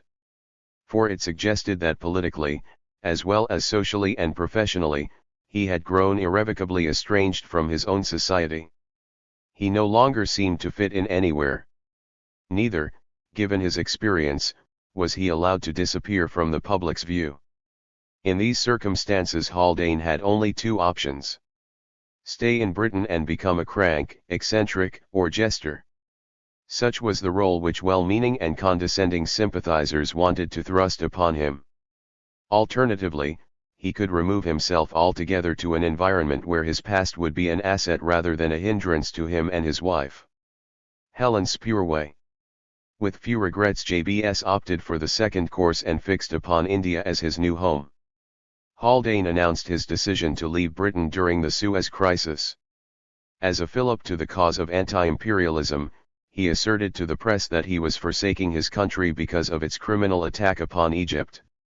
In fact, Haldane and Spurway had already negotiated jobs for themselves at the Indian Statistical Institute in Calcutta. And quite apart from their antipathy to the affluent, you never had it so good mood in the UK at this time, they were positively drawn to India's people, climate, and culture. JBS also approved of its government's neutralist third world perspective in politics and believed moreover that Prime Minister Jawaharlal Nehru had already proved himself to be an enlightened patron of science. For Indians active in scientific and political affairs, Haldane's initiative was warmly welcomed. The preconditions for a better life had been duly fulfilled. JBS and Helen flew to Calcutta on July 24, 1957. Despite a variety of controversies and disputes over the organization of Haldane's and Spurway's scientific enterprises, J.B.'s sojourn in India had to be judged a genuine success. Both he and his wife quickly adapted themselves to the routines, rhythms, and styles of Indian life. Their assimilation consisted of more than the adoption of local clothing and customs. Though JBS did not become a Hindu himself, he did open himself out to Hinduism's cosmology and ethics. In his relations with animals, for example, he began to adopt a consistently nonviolent posture. This extended beyond the practice of an increasingly strict vegetarianism to the encouragement of nonviolence in the scientific study of all living creatures. More generally, JBS found time for the type of philosophical speculation in which he had not indulged since the 20s. All of these developments earned for him the reputation of a wise and honored sage. Such respect had never been so widely proffered to Haldane in his own society, and it seemed to have the effect of mellowing and enlarging his already expansive personality. One sign of J.B.'s new inner peace were his nightly observations of the stars from the top of his flat-roofed home in Calcutta. There he gave himself over to a characteristic mixture of scientific precision laced with metaphysical reveries. Thus, "It is only fair to warn you that you should probably avoid being on the roof with me at night," he wrote to the young fiancée of his secretary who was coming to stay at the flat. "This is not for the reason which you might guess, for I am 65 years old and love my wife, but because I am liable to start talking about the stars, and many people find this very boring. I personally think it most exciting that Vega is a main sequence star of type A and only about 10 parsecs distant. But most people are unwilling to learn the very simple ideas involved." 2. However, while in India, Haldane did not become so absorbed in soft science that he neglected in any way either his own genetical investigations or the training of an indigenous corps of research workers. In all these respects the compact he had made with his new society had been more than justified. Then, in November 1963, en route to India from a scientific conference in the United States, JBS stopped off in London for a medical opinion about the rectal bleeding from which he had been recently suffering. He was diagnosed as having cancer of the rectum. But following an operation, Haldane was given some hope of recovery. During his incarceration at University College Hospital, JBS took 2 opportunities to make his views and presence felt in Britain. The first of these was the publication in the New Statesman of a new Haldane poem called "Cancer's a Funny Thing." Here's an extract. "The microscope returned the answer. That I had certainly got cancer. So I was wheeled into the theater, where holes were made to make me better. One set is in my perineum, where I can feel but can't yet see M. Another made me like a kipper, or female prey of Jack the Ripper. Through this incision, I don't doubt, the neoplasm was taken out, along with colon and lymph nodes, where cancer cells might find abodes. A third much smaller hole is meant to function as a ventral vent. So now I am like Two-Faced Janus, the only god who sees his anus." These stanzas were variously described as courageous or obscene. What this frankness was intended to achieve was a greater awareness of the suffering that could be avoided by early diagnosis and less bodily self-disgust. Perhaps more shocking than this poem was Haldane's transformation of a proposed BBC documentary on his scientific work into an audacious self-obituary. From his hospital bed, JBS was allowed to tell his life story, popularize his chosen science, settle a few political accounts and sum up his own worldview as a scientific socialist. After this long and unexpected stopover, he returned to India, wondering whether the cancer had been fully arrested. Some months later it was clear that his operation had not been successful.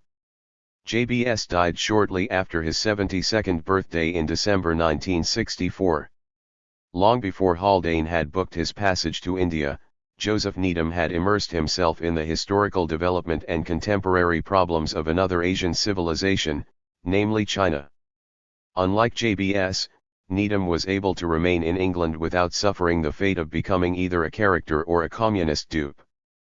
Part of his tranquility had been gained at the expense of his involvement in some of the more important skirmishes of the cultural Cold War.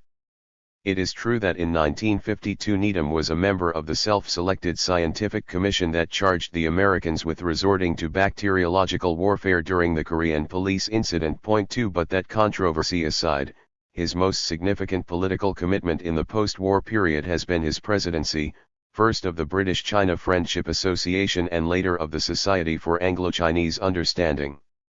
Because of the cultural orientation of these organizations, Needham was able to steer clear of any deeper public entanglement in politics.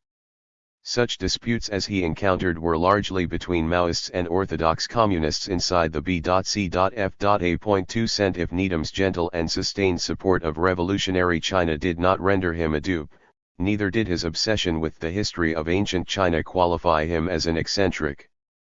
Perhaps such a label was rather irrelevant in the case of someone who had already combined in his life a unique and continuing attachment to science and religion, communism and Anglo-Catholicism, and who moreover insisted on jumbling up these opposites. What has really rescued Needham from crankishness, however, has been the seriousness, scale, and success of his now world-famous series on science and civilization in China. It is a work of prodigious scholarship, possibly, in the words of one reviewer, the greatest single act of historical synthesis and intercultural communication ever attempted by one man?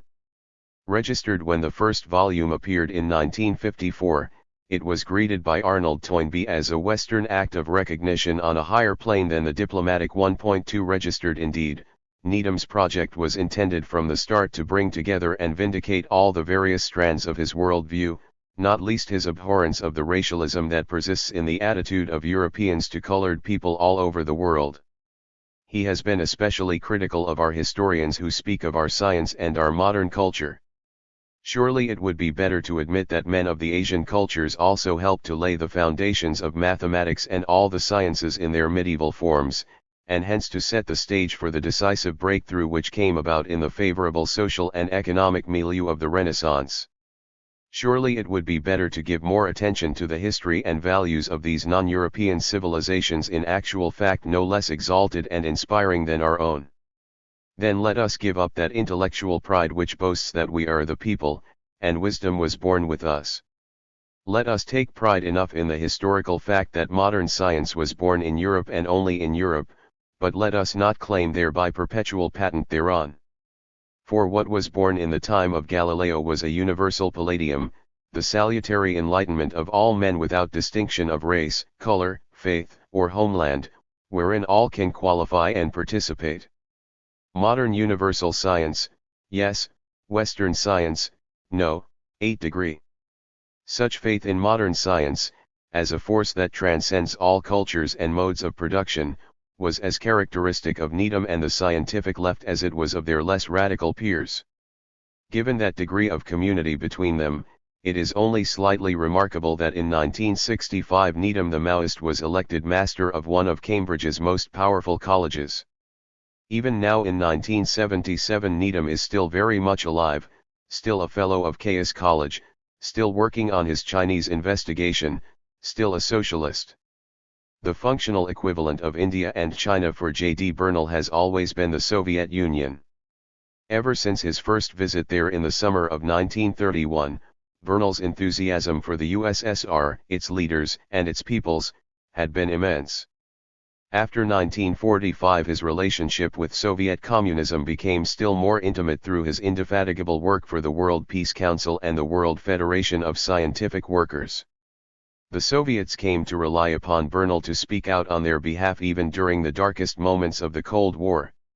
He did not fail them up to and beyond Khrushchev's secret speech to the 20th Congress of the CPSU in 1956.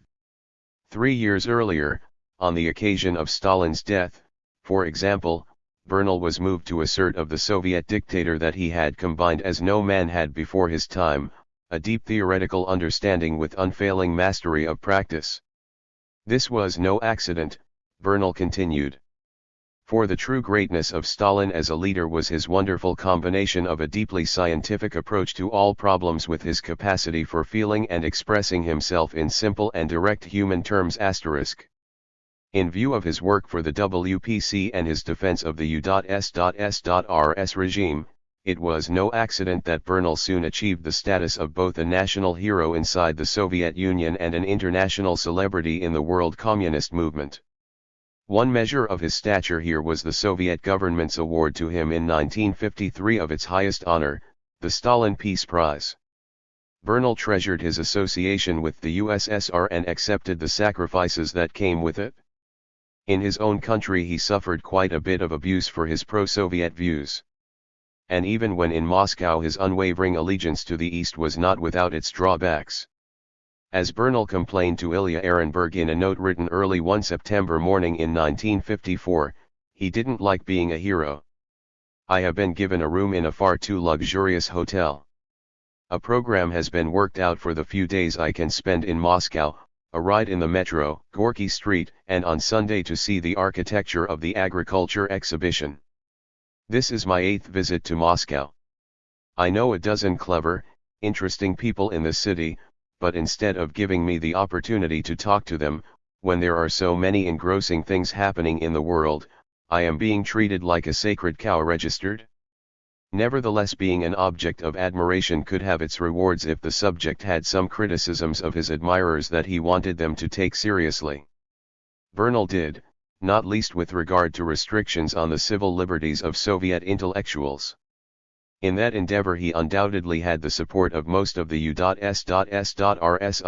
scientific elite, whom he regularly met under the auspices of the World Federation of Scientific Workers. They were in a position to cite the highly regarded Bernal's liberal views on the theory and practice of science. These were embedded in the principles of the WFSW and Science for Peace. More strikingly, they were theoretically justified in Bernal's Science in History, a Russian edition of which was published in 1956. This text was in fact a key document in the drive towards liberalization within the Soviet scientific community. For the essence of Bernal's argument was that science had become an ideologically neutral force of production and, as such, it now possessed an internal logic whose workings were best understood by scientists. The implications of science in history were discussed more fully in November 1957, 1 month after the launching of Sputnik I, at a conference in Moscow devoted entirely to that work. Bernal was its guest of honor. Some might say that these developments more than justified the overwhelmingly uncritical defense of Stalinism that Bernal tended to serve up to Western audiences. But this is not a domain where it is easy to reckon up any moral accounts. Indeed, one of the ironies of Bernal's writings was that they helped to introduce into Soviet political and intellectual life a perspective on science which Bukharin had brought over to Britain 25 years earlier. With Bukharin's subsequent disgrace and execution went a rejection of his work on the scientific aspects of socialism. Now the prestige of a man who had for many years defended the policies of Bukharin's chief tormentor was being used to put Bukharin's theories back on the Soviet agenda. Yet to this day Bukharin's name is unmentionable in the USSR. That is a tale that emphasizes not so much the cunning of history as its perplexity. But then Bernal was himself, after all, a very complex man. Back in Britain he remained throughout the rest of his life as closely identified with orthodox communism as any intellectual of his generation. Yet probably his single most important political act at home in the 50s was his continuing participation in a ginger group of scientists bent on changing the Labour Party's perspective on science and technology. For their meetings were regularly attended by Hugh Gaitskell, James Callaghan, Alf Robbins and, eventually, Harold Wilson and Richard Crossman. Out of these discussions arose a new commitment on the part of Labour to modernize its own political image and fight the 1964 general election on the basis of its ability to bring a white-hot technological revolution to Britain. Wilson was particularly keen on this line, as was clear in 1961 from his preface to the party document Science and the Future of Britain. The central feature of our post-war capitalist society is the scientific revolution. Both its pace and its extent are beyond the dreams of previous generations. The central issue of politics throughout the world today is not merely how the riches shall be distributed within and between nations, but just as important how the new powers and energies now released by science shall be controlled. In Britain, the critical difference between the Labour Party and its rivals had always been that it had believed that manpower and resources must be planned intelligently if they were to serve the common good. In the modern world, such planning would be meaningless without the full planning and mobilization of scientific resources. Registered here was a future Prime Minister, who would later attempt to put British capitalism onto a more scientific and managerial basis, subscribing to Bernalism pure and simple. How Bernal's words ended up in Wilson's mouth had less to do with Sage's attendance of these meetings than with the influence he had earlier cast over other participants like P.M.S. Blackett, Richie Calder, and C.P. Snow. Certainly more than one observer has noted a number of similarities between the Labour Party's science policy of this era and the program outlined after the war by the Association of Scientific Workers in its Science and the Nation. 8 Registered. What was less easy to explain was how this development could be reconciled with Bernal's unswerving belief that a fully scientific capitalism was a contradiction in terms, and in reality. Bernal alone might have been able to resolve that issue had his health not deteriorated so rapidly in the early 60s. From that time to his death in 1971, he was largely confined to a wheelchair, the victim of a series of strokes. Given the exhausting pace of Bernal's tumultuous life, it is surprising that he had not succumbed earlier. The most tragic feature of his illness was that he virtually lost the power to speak, though his prodigious mental abilities were otherwise unimpaired. That only served to intensify the psychological duress that accompanied his often severe physical pain. Nevertheless, with the considerable aid of his wife, secretary, personal assistant, and a large number of friends, Bernal somehow managed to go on revising old books and publishing new ones. Such loyalty quietly testified to the inspirational effect which Bernal regularly seemed to exercise on all those who encountered him as co-workers, comrades, and friends. The sources of his charisma were varied, but they most certainly included an intensity of dedication to the extension of socialist theory and practice that was not approached by any of his contemporaries. Lancelot Hogben, by contrast, ended his days in 1975 as a recluse, politically isolated, bereft of family and far removed from his old, too often estranged friends. For many years Hogben had been a man of the left outside the Popular Front, a socialist without a party. His idiosyncratic politics owed something to the nonconformist religion in which he had been raised. He reserved the right to bear witness at all times to his own values, beliefs, and interpretations, and such a stance, however personally uplifting and at times politically necessary, tended to remove him from mainstream left-wing activities. But Hogben's temperament did not, by itself, produce his isolation. For he was also highly critical of the orthodox left's conception of socialism, as implied by its ecstasies over Soviet industrialism. Denied the comforts of political fellowship, it was all the more essential for Hogben to find support of a more personal or professional nature. Yet his perennially defensive and unmatey outlook too often succeeded in throwing up a challenge that finally turned one against him. Incredibly enough, after 40 years of companionship, this corrosive process finally ate away the remaining bonds between Hogben and Enid Charles. They divorced in 1957. 4 years later he retired from his chair at Birmingham University.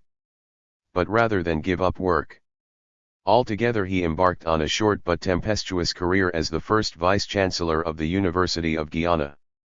Upon his return to Britain, Hogben continued to produce more of the popularized accounts of science, past and present, for which he had become justly famous, yet his contacts with fellow biologists had virtually ceased, principally because even in retirement he could not resist renewing old controversies, especially in the areas of statistics and eugenics. Registered in Hogben's later years, probably his greatest solace was the social and natural setting of his home in the Glen Valley, North Wales. It was, in his terms, a bioaesthetic paradise which he could cultivate in novel and fruitful ways. Moreover, there seems to have been a good deal of affection that had grown up between him and the villagers and farmers dotted about the valley floor. Despite that goodwill, Hogben remained, as always, a reserved, solitary and rather brooding figure.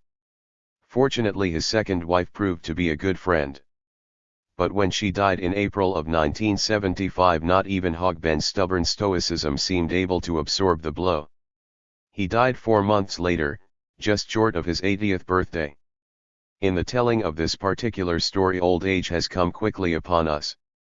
The reason for this abrupt denouement is not that the last 15 years or so of these men's lives were uninteresting, far from it. Rather, ours has been a narrative in which politics has, so to speak, been in command.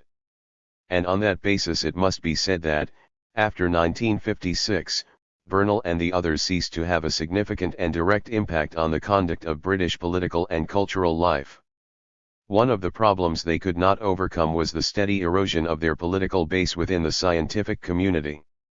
The Association of Scientific Workers was no longer in a healthy state and, in any event, most of its energies were now directed towards technicians employed mainly outside the universities. The British Association finally jettisoned its division for the social and international relations of science in 1959.49, nor was it at all evident from where Bernal's and Haldane's successors might be recruited. Indeed, at a meeting of scientists at University College, London, in 1958, Lancelot Hogben found himself in the bizarre position of urging young scientific workers to emulate, in however small a way, the radicalism of their 60-year-old colleagues on the platform. His plea would not be heard for at least a further 10 years. A more positive reading of the scientific left's position was that it had largely fulfilled its self-defined mission and had nowhere else to go. First, the left as a whole had grown more scientific or Bernalist in its orientation. That orientation continues to come through most strongly in the Communist Party's official program, The British Road to Socialism. Here the rationale for overthrowing capitalism has come to rest almost entirely on its inability to use modern science wisely and efficiently. In the British Road's opening paragraph we are told that we live in an age of great scientific and technological advance. Never before in history have there been such opportunities to lighten work and enrich life, abolish poverty and squalor, wipe out disease. But in Britain, as in other capitalist countries, a deep-seated crisis of the whole economic, political, and social system affects adversely every aspect of light equals. It has never been so clear that capitalism is an outdated system, unable to use the vast scientific advances to benefit the people. The new techniques and discoveries which could in the right hands end insecurity and poverty for all time, are misused to increase private profits and to prepare ever more devastating wars. The Communist Party believes that if our people are to enjoy a life of opportunity and prosperity and Britain play a progressive role in the world, a new social system is needed, for the present one is increasingly failing. The working people will have to make a revolutionary change, end capitalism, and build a socialist society. Only then, when the people own the means of production and decide their own destiny, will the miracles of modern science perform miracles for the welfare of the great majority. It is with the conviction that Britain must take such a new path that we put forward our program, The British Road to Socialism*. Other groupings to the left of the CP, whether Trotskyist or not, have since managed to disagree with the party as to how a socialist transformation can be achieved without challenging its definition of what socialism is about and why its absence impoverishes us all. 48 To the communists' right has stood the Labour Party, whose conversion to Bernalism has already been described. The new and pivotal role of the scientific and technological revolution in a socialist society was shortly to be taken for granted in the work of Soviet Marxists. 44 In that respect, their understanding of the logic of industrialism differed little from that of conventional American sociologists, who obviously felt that the capitalist system had been and would be able to sustain the onward march of science. Registered by the end of the 50s, the scientific consensus had become so widespread that some writers had begun to speak of the end of ideology #cent and the convergence of socialist and capitalist societies under the sway of scientific domination *. This was also the logic of Bernalism, albeit stood on its head. In fact, the scientism of the 30s movement of left-wing scientists had become so widely assimilated into the rhetorics of anti-capitalist and anti-communist politics that it was gradually accepted as something natural and above society, even by the thinkers and activists of the New Left. At first, their priorities and methods were seen to depart quite substantially from those of the old, communist-dominated left. On the one hand, the campaign for nuclear disarmament rejected the Cold War mentality of a world divided into socialist and capitalist camps, settling instead for the less ideological view of the dangers posed by a struggle between two rather similar superpowers. Registered on the other, the two rather different coteries who successively ran the New Left Review were not disposed to challenging the scientific basis of Bernalist socialism. In the case of its earlier editorial board, that was because of a desire to shift the locus of left-wing thinking from one area, science, that had been rather thoroughly explored, to another, culture, ideology, consciousness, where much more work needed to be done. The group that succeeded it, led by Perry Anderson, likewise took the scientific aspects of socialism as largely unproblematic, on the grounds that it was interested in social as opposed to natural concepts. Registered hence in their own domain, the members of the old scientific left went largely unchallenged. And where they still wanted to intervene politically as cultural cold warriors was no longer a terrain that interested the newest crop of radicals. Nevertheless, Bernal and the others continued to defend the East from within the Soviet-funded World Federation of Scientific Workers, while Michael Polanyi and his associates used the C.I.A-financed Congress for Cultural Freedom to advance the cause of Western culture.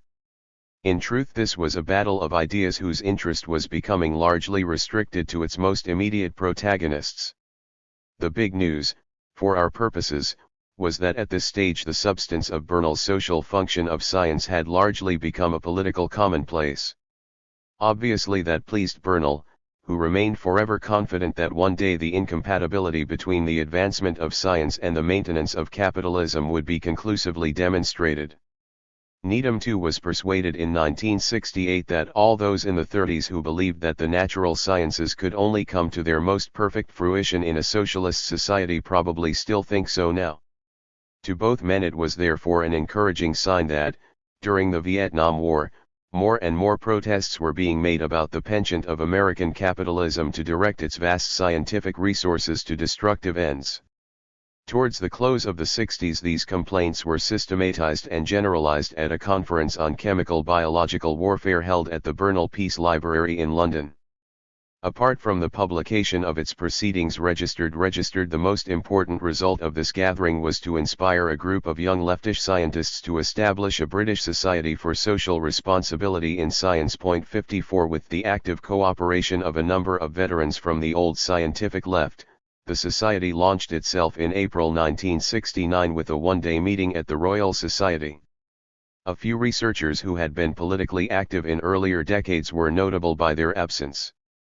But among its founding members were proudly listed the names of Bernal, Hogben, Levy, and Needham, the four surviving subjects of this book.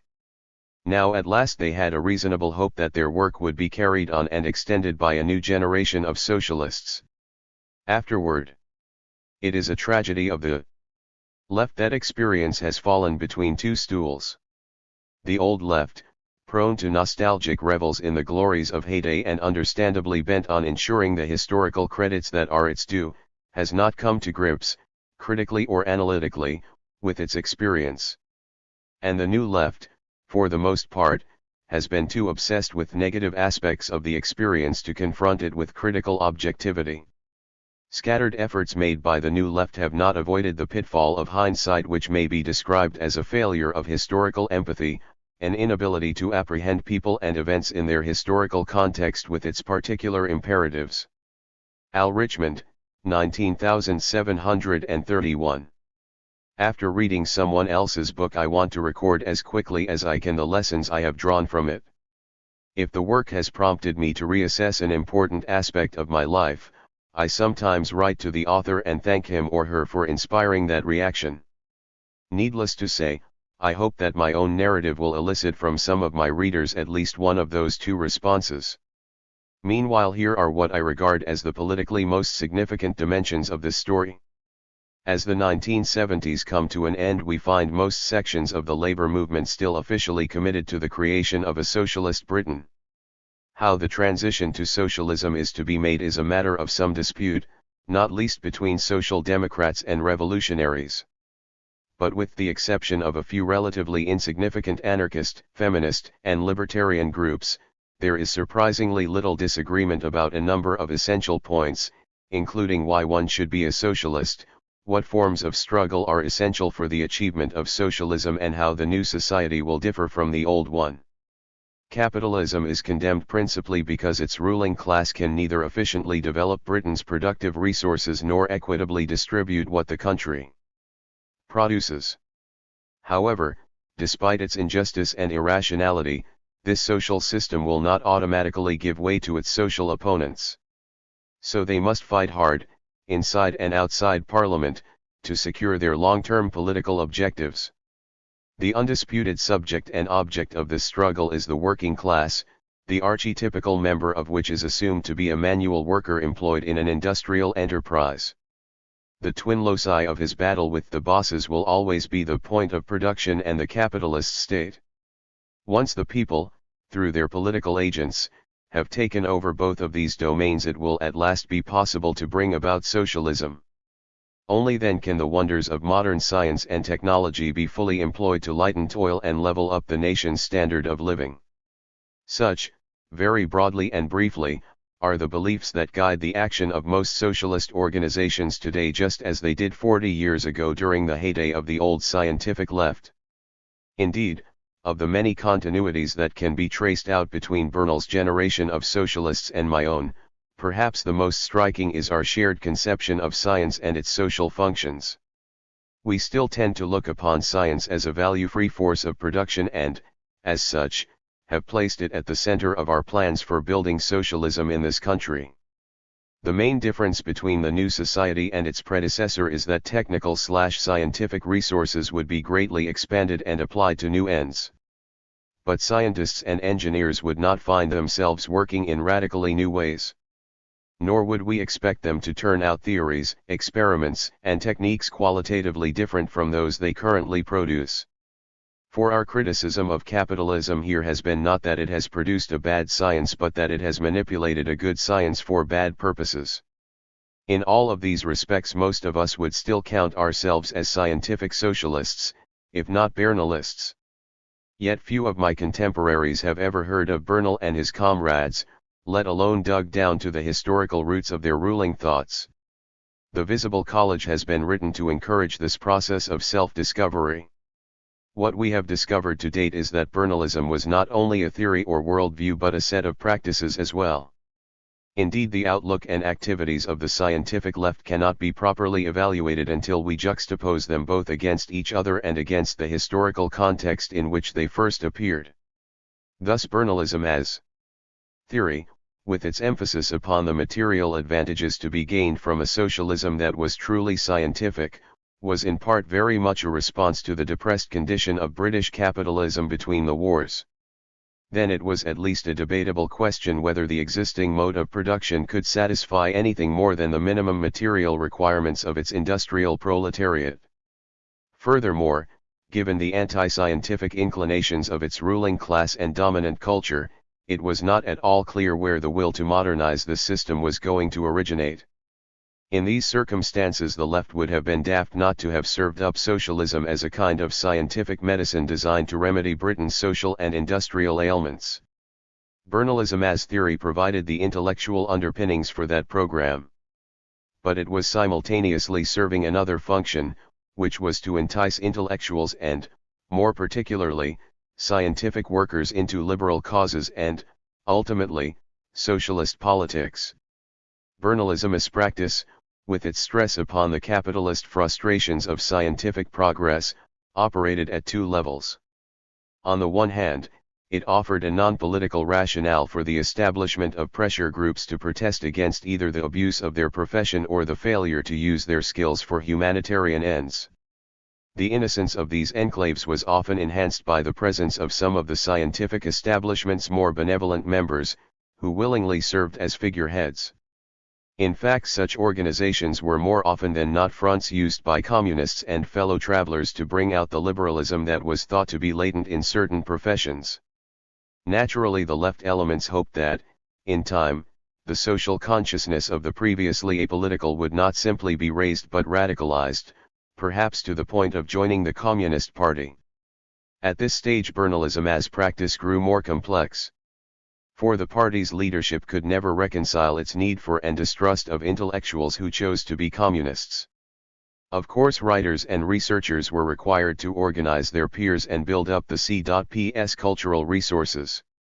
But their class position also predisposed them, it was thought, either to ultra-leftist antics such as giving up their jobs to live like proletarians or, far more commonly, to bouts of petty bourgeois individualism, in which party discipline was openly flaunted in the name of one's personal integrity. Neither stance answered the communists' need for politically reliable and professionally esteemed members. So what had to be fostered here was a close identification with their various professions on the part of both intellectuals and the party itself. That was why, very early on in the 30s, the CPGB began to emphasize that the first duty of a communist scientist was to be a good phi.e successful scientist. By making professional advancement as much into a political duty as a personal aspiration, a radicalized intellectual was given plenty of space to get on with the rest of his existence. In the case of scientific workers, their loyalties to their party and profession were further reinforced by the communists' unabashed faith in science as a way of knowing, changing, and improving the world. From Bernalism as practice we return to Bernalism as theory. Both aspects of Bernalism are still to be found at work in the British left today. This would make sense if that body of theory and practice had consistently helped socialists to make gains at least commensurate with the amount of opposition they were meeting at any one time. In fact, the historical record has been considerably patchier than we might have expected.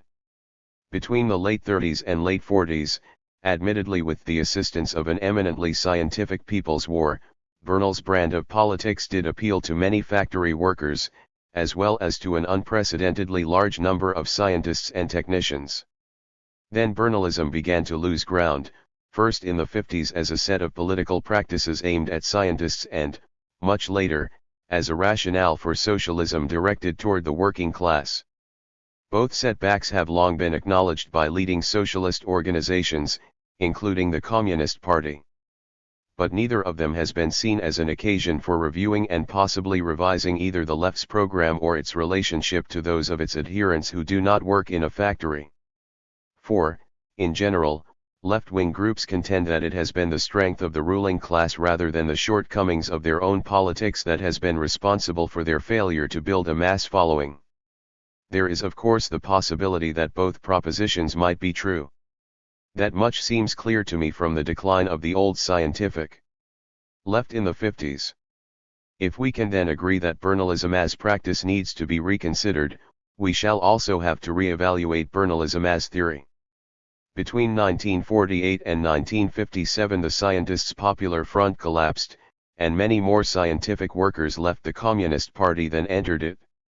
How can we account for the declining fortunes of Bernalist politics in this period? One way is to point to the changing circumstances both of scientists, who were no longer quite so frustrated as they had been a decade earlier, and of communist intellectuals, who for the first time found themselves under severe pressure from liberal anti-communists, as well as party officials, to tell them two very different truths about the Soviet Union. Yet why, if the CP is to be believed, did proportionately more mental than manual workers desert the party during the Cold War? Orthodox sociologists would reply that the radicalism of middle-class men and women generally lasts only so long as they remain marginal to their chosen vocation. The more successful they become, the more they tend to be co-opted away from their youthful flirtations with revolutionary politics. Somewhat surprisingly, this gloss on our conventional wisdom has also been taken seriously inside the Communist Party. At its 26th Congress in 1959, the literary scholar Arnold Kettle took it upon himself to explain the difficulties in recruiting and retaining people like himself. It is difficult not only because there are always certain obvious problems in winning over middle-class people to the side of the working class, but also because, as everyone knows, in the difficult days our party went through in 1956 to 57, it was the intellectuals in the party who were, as a section, the most influenced by revisionist ideas. We should not, as Marxists, be surprised by this. It is due basically to the class and social position of professional workers and to the fatal separation of theory and practice which class society has brought about. It would be very foolish for us to believe that most of the ex-party revisionists are wicked or insincere people. Their principal trouble is a persistent desire to have the best of both worlds, to have their cake and eat it, to retain the privileges of their position in bourgeois society while at the same time attacking bourgeois society and associating themselves with the socialist movement. Our job is to convince them, through experience and argument, that socialism is indeed the answer to their problems, their frustrations, and their hopes. At the end of his analysis, Kettle concedes that the left has a responsibility to change the outlook of intellectuals through experience and argument. Yet for more than 20 years the Communist Party had been steeping its recruits in a certain tradition of experience and argument, which had evidently failed to achieve the desired effect. Perhaps something after all was amiss with its own program of re-education. In fact, when communist writers and scientists were placed under real duress as in the Cold War, it was hardly surprising that many of them began to act like bourgeois intellectuals. For that is what the party had insisted they become. We already know why this strategy had been adopted and how successful it proved for a time. But the notion that a communist scientist's ultimate loyalties lay with his/her science rather than his/her socialism carried with it some unacknowledged difficulties. What it implied, above all, was that the personal and professional undertakings of such an individual did not stand in need of reform. On the contrary, they were viewed as exemplary pursuits which a socialist society would do its utmost to encourage. Hence the struggle for socialism was primarily seen as a struggle to change society, not one's own situation on behalf of others, not oneself. No one conveyed this position more succinctly than J.B.S. Haldane: "I am a socialist because I want to see my fellow men and women enjoying the advantages which I enjoy myself." What is being affirmed here is a form of politics so external to the rest of one's life that it necessarily had the following twofold effect. On the one hand, it raised the possibility, in theory, of a clash between one's own immediate interests as a bourgeois intellectual and the long-term aspirations of the working class. On the other, it compartmentalized one's life into three distinct and potentially competing spheres: the personal, the professional, and the political. The Communist Party was able to contain both types of conflicts only so long as it could demonstrate, in theory and practice, that socialism valued and nurtured bourgeois cultural pursuits, especially the natural sciences, far more highly than bourgeois society itself. When in the period 1948 to 56 that difference became less than clear-cut, many communist intellectuals naturally experienced a personal crisis born of this antagonism between their professional interests and political ideals. Indeed, paradoxical as it may sound, those party scientists who left the CP at this time could be said to have been its most loyal and logical followers. For if the first duty of communist researchers was to do well in their research, and the party line really compromised their professional standing, then their most politically consistent act ought to have been what it turned out to be: mass resignations. Likewise, it was the party officials calling on their middle-class members to renounce their bourgeois outlook who were the real revisionists in this encounter. Yet how could the Communist Party leaders and rank and file have modified their policies here so as to have retained during the 50s at least the gains they had made in the 30s? There is no simple answer to that question. But had its program for intellectual members led them, however slowly and painstakingly, to bring their politics more directly to bear on their personal aspirations and professional circumstances, then they might have found the will and the energy to have sustained and extended their socialist militancy. For the struggle for socialism would have become, in the process, a struggle to change themselves as well as their society, on behalf of themselves as well as the working class. The difference between this posture and the one they actually assumed has been defined, in the words of one American left-winger, as the difference between liberal and revolutionary consciousness. Liberal consciousness is conscience translated into action for others. Radical or revolutionary consciousness is the perception of oneself as unfree, as oppressed, and finally it is the discovery of oneself as one of the oppressed who must unite to transfigure the objective conditions of their existence in order to resolve the contradiction between potentiality and actuality. Revolutionary consciousness leads to the struggle for one's own freedom in unity with others who share the burden of oppression. Point 4.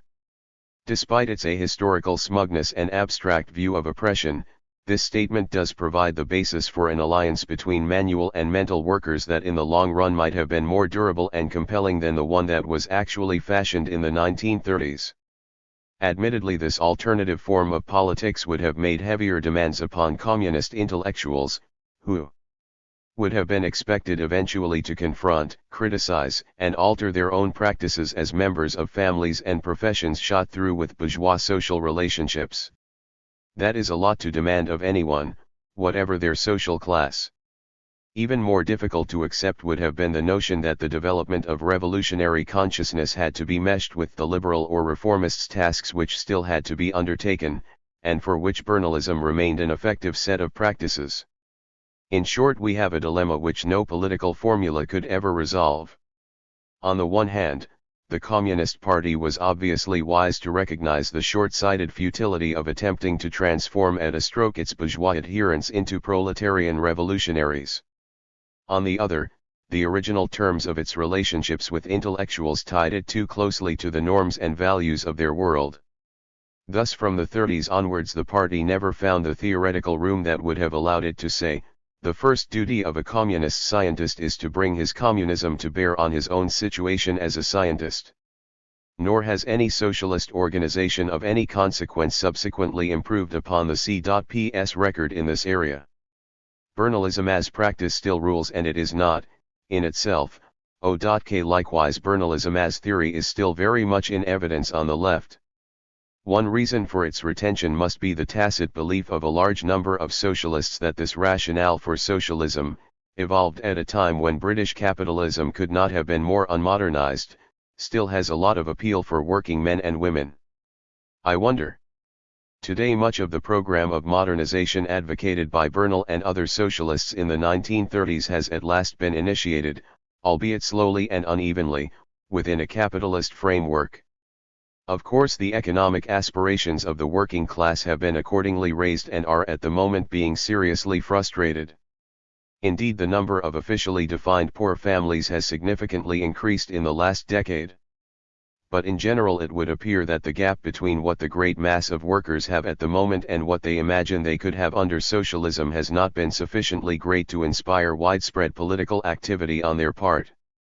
In fact, barring a truly catastrophic collapse of the economy, is it really plausible to imagine large numbers of men and women workers placing their hard-won leisure time and possibly their living standards at risk?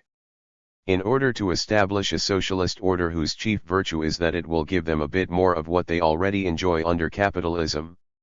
Even in the depressed 30s, Lancelot Hogben and George Orwell could not take that scenario seriously. Why then do we on the eve of Britain's first oil boom? Why, in short, does the left continue to adhere to a form of theory and practice that advances its cause only so far, and then only under very special circumstances? Perhaps the simplest answer is that socialists cannot see any alternative to Bernalism, because they regard this doctrine as right and true. One implication of such a position is that any utopian vision of socialism as a way of life qualitatively different in every respect from that of capitalism has momentarily and largely been eclipsed, at least in Britain. Few of us think and act these days as if things could really be changed for the better. Nor could we believe otherwise, if, as the Bernalists have claimed, socialism would have to base itself upon the same sort of productive forces as are found in a capitalist society. That is a sobering, even a bleak and pessimistic prospect. By contrast, the theoretical and practical alternatives to such socialist realism are not only very much in the making but quite often far removed from the lives of working-class men and women as well. These new initiatives range from highly abstract critiques of left-wing scientism to local campaigns in the sphere of social reproduction, and on through to various forms of sexual politics. Whether such departures ultimately coalesce into an irresistible challenge to the left's traditional outlook and practices is not at all clear, especially given recent trends in the British Labour movement. Nevertheless, in the absence of that confrontation, I find it hard to imagine how a sufficient number of us are to find the energy and inspiration to create new socialist societies and regenerate old ones. On the other hand, should this political reorientation take place, I have no doubt that we shall continue to learn a great deal from the strengths as well as the weaknesses of our comrades and predecessors, not least those who made the old left more scientific. Appendix. The scientific left at Cambridge. A great deal can be deduced about the scientific left at Cambridge from an analysis of those who signed the Cambridge Scientists' Anti-War Group's letter that appeared in the Cambridge Review of June 1, 1934. The letter, which was supported by 79 faculty, research workers, and postgraduate students based in the natural sciences, protested against the government's introduction of the Incitement to Disaffection Bill, which, it was said, might restrict the civil liberties of scientists and coerce them into doing research for the military. Though such issues were at this stage a focal point for left-wing agitation, they were fundamentally liberal and pacifist in nature. Thus we must assume that the radical nucleus of Cambridge's scientific community was smaller than the support for this correspondence would indicate. With that proviso in mind, we can use the data on Cambridge science referred to above in Chapter 7 and find out whether the anti-war group's social profile differed significantly from that of the Cambridge community as a whole. Excluding agricultural scientists and senior research workers, we left with 50 faculty members and postgraduate students working in pure science who signed the letter *. They constituted only 11.8% of the 423 staff and students engaged in basic research. Though a higher proportion of life scientists than physical scientists were signatories, this difference was not statistically significant. In Table 2 a still more striking discrepancy is registered in the ratio of support offered by male and female scientific workers. At the very least. Subjects. Senior research workers refers to all other postdoctoral researchers. They have been excluded from the statistical analysis below, because the university kept no overall count of them. From the records that are available, however, I would estimate that there must have been about 50 such individuals in Cambridge at this time. Of these, 18 signed the letter, a very high percentage indeed. The agricultural scientists, 11 of them have been eliminated on the grounds of consistency and, I must admit, ignorance. They were the only group of applied scientists who signed the letter, in contrast to the total absence of medical and engineering personnel, pages 19-28. Hence I decided to restrict my sample to those engaged in high science. Nevertheless, the agriculturalists were obviously keen on this subject, but why I cannot tell. I do know that at least 2 of them, Arthur Walton and P.S. Hudson, wrote sympathetically about Soviet science in general and the Lysenko controversy in particular, Science in Soviet Russia, pages 29-36. Apart from the articles Hudson co-authored with E. Richens on vernalization, there is his Vernalization in Agricultural Practice, Journal of the Ministry of Agriculture, Volume 43 pages 536-43. Otherwise I can only say that on the basis of this evidence it would be worth someone's while to look more closely at agricultural scientists in Cambridge during the 1930s. Plus X equals chi-square test result of statistical probability. P equals dot or means that there was less than 1 chance in 100 that the distribution of signatories between faculty and postgraduates could have been achieved randomly. It is a convention of statisticians that any result below 0.005 is statistically significant. This result indicates that women were far more concerned about the approach of war than men. Also of interest is the effect which membership in particular laboratories had on the overall result. As Table 3 suggests, those who worked in the 2 largest scientific centers in Cambridge, the Cavendish Laboratory for Experimental Physics and the Dunn Biochemical Institute, were disproportionately represented among the letter's backers. Indeed, between them they nearly equaled the number of signatories generated from all other departments put together. The importance of participation in a lab community is underscored when, as in Table 4, we compare the Cavendish's particle physicists with the mathematical/theoretical physicists, who had no such comparably unifying institutional base, or more simply, a home. One further point about laboratory structure relates to the question of hierarchies. Thus among Rutherford's physicists we can, to judge from Table 5, detect a definite political cleavage between the Cavendish's teaching and non-teaching staffs. By contrast, faculty, senior research workers and postgraduates in Hopkins Biochemical Lab spoke out in support of the anti-war group in roughly similar numbers. Finally, the decision to sign the group's letter appears to have been unaffected either by one's collegiate affiliation or by previous attendance as an undergraduate. Put another way, there was not a statistically significant number of Trinity or King's men who were signatories.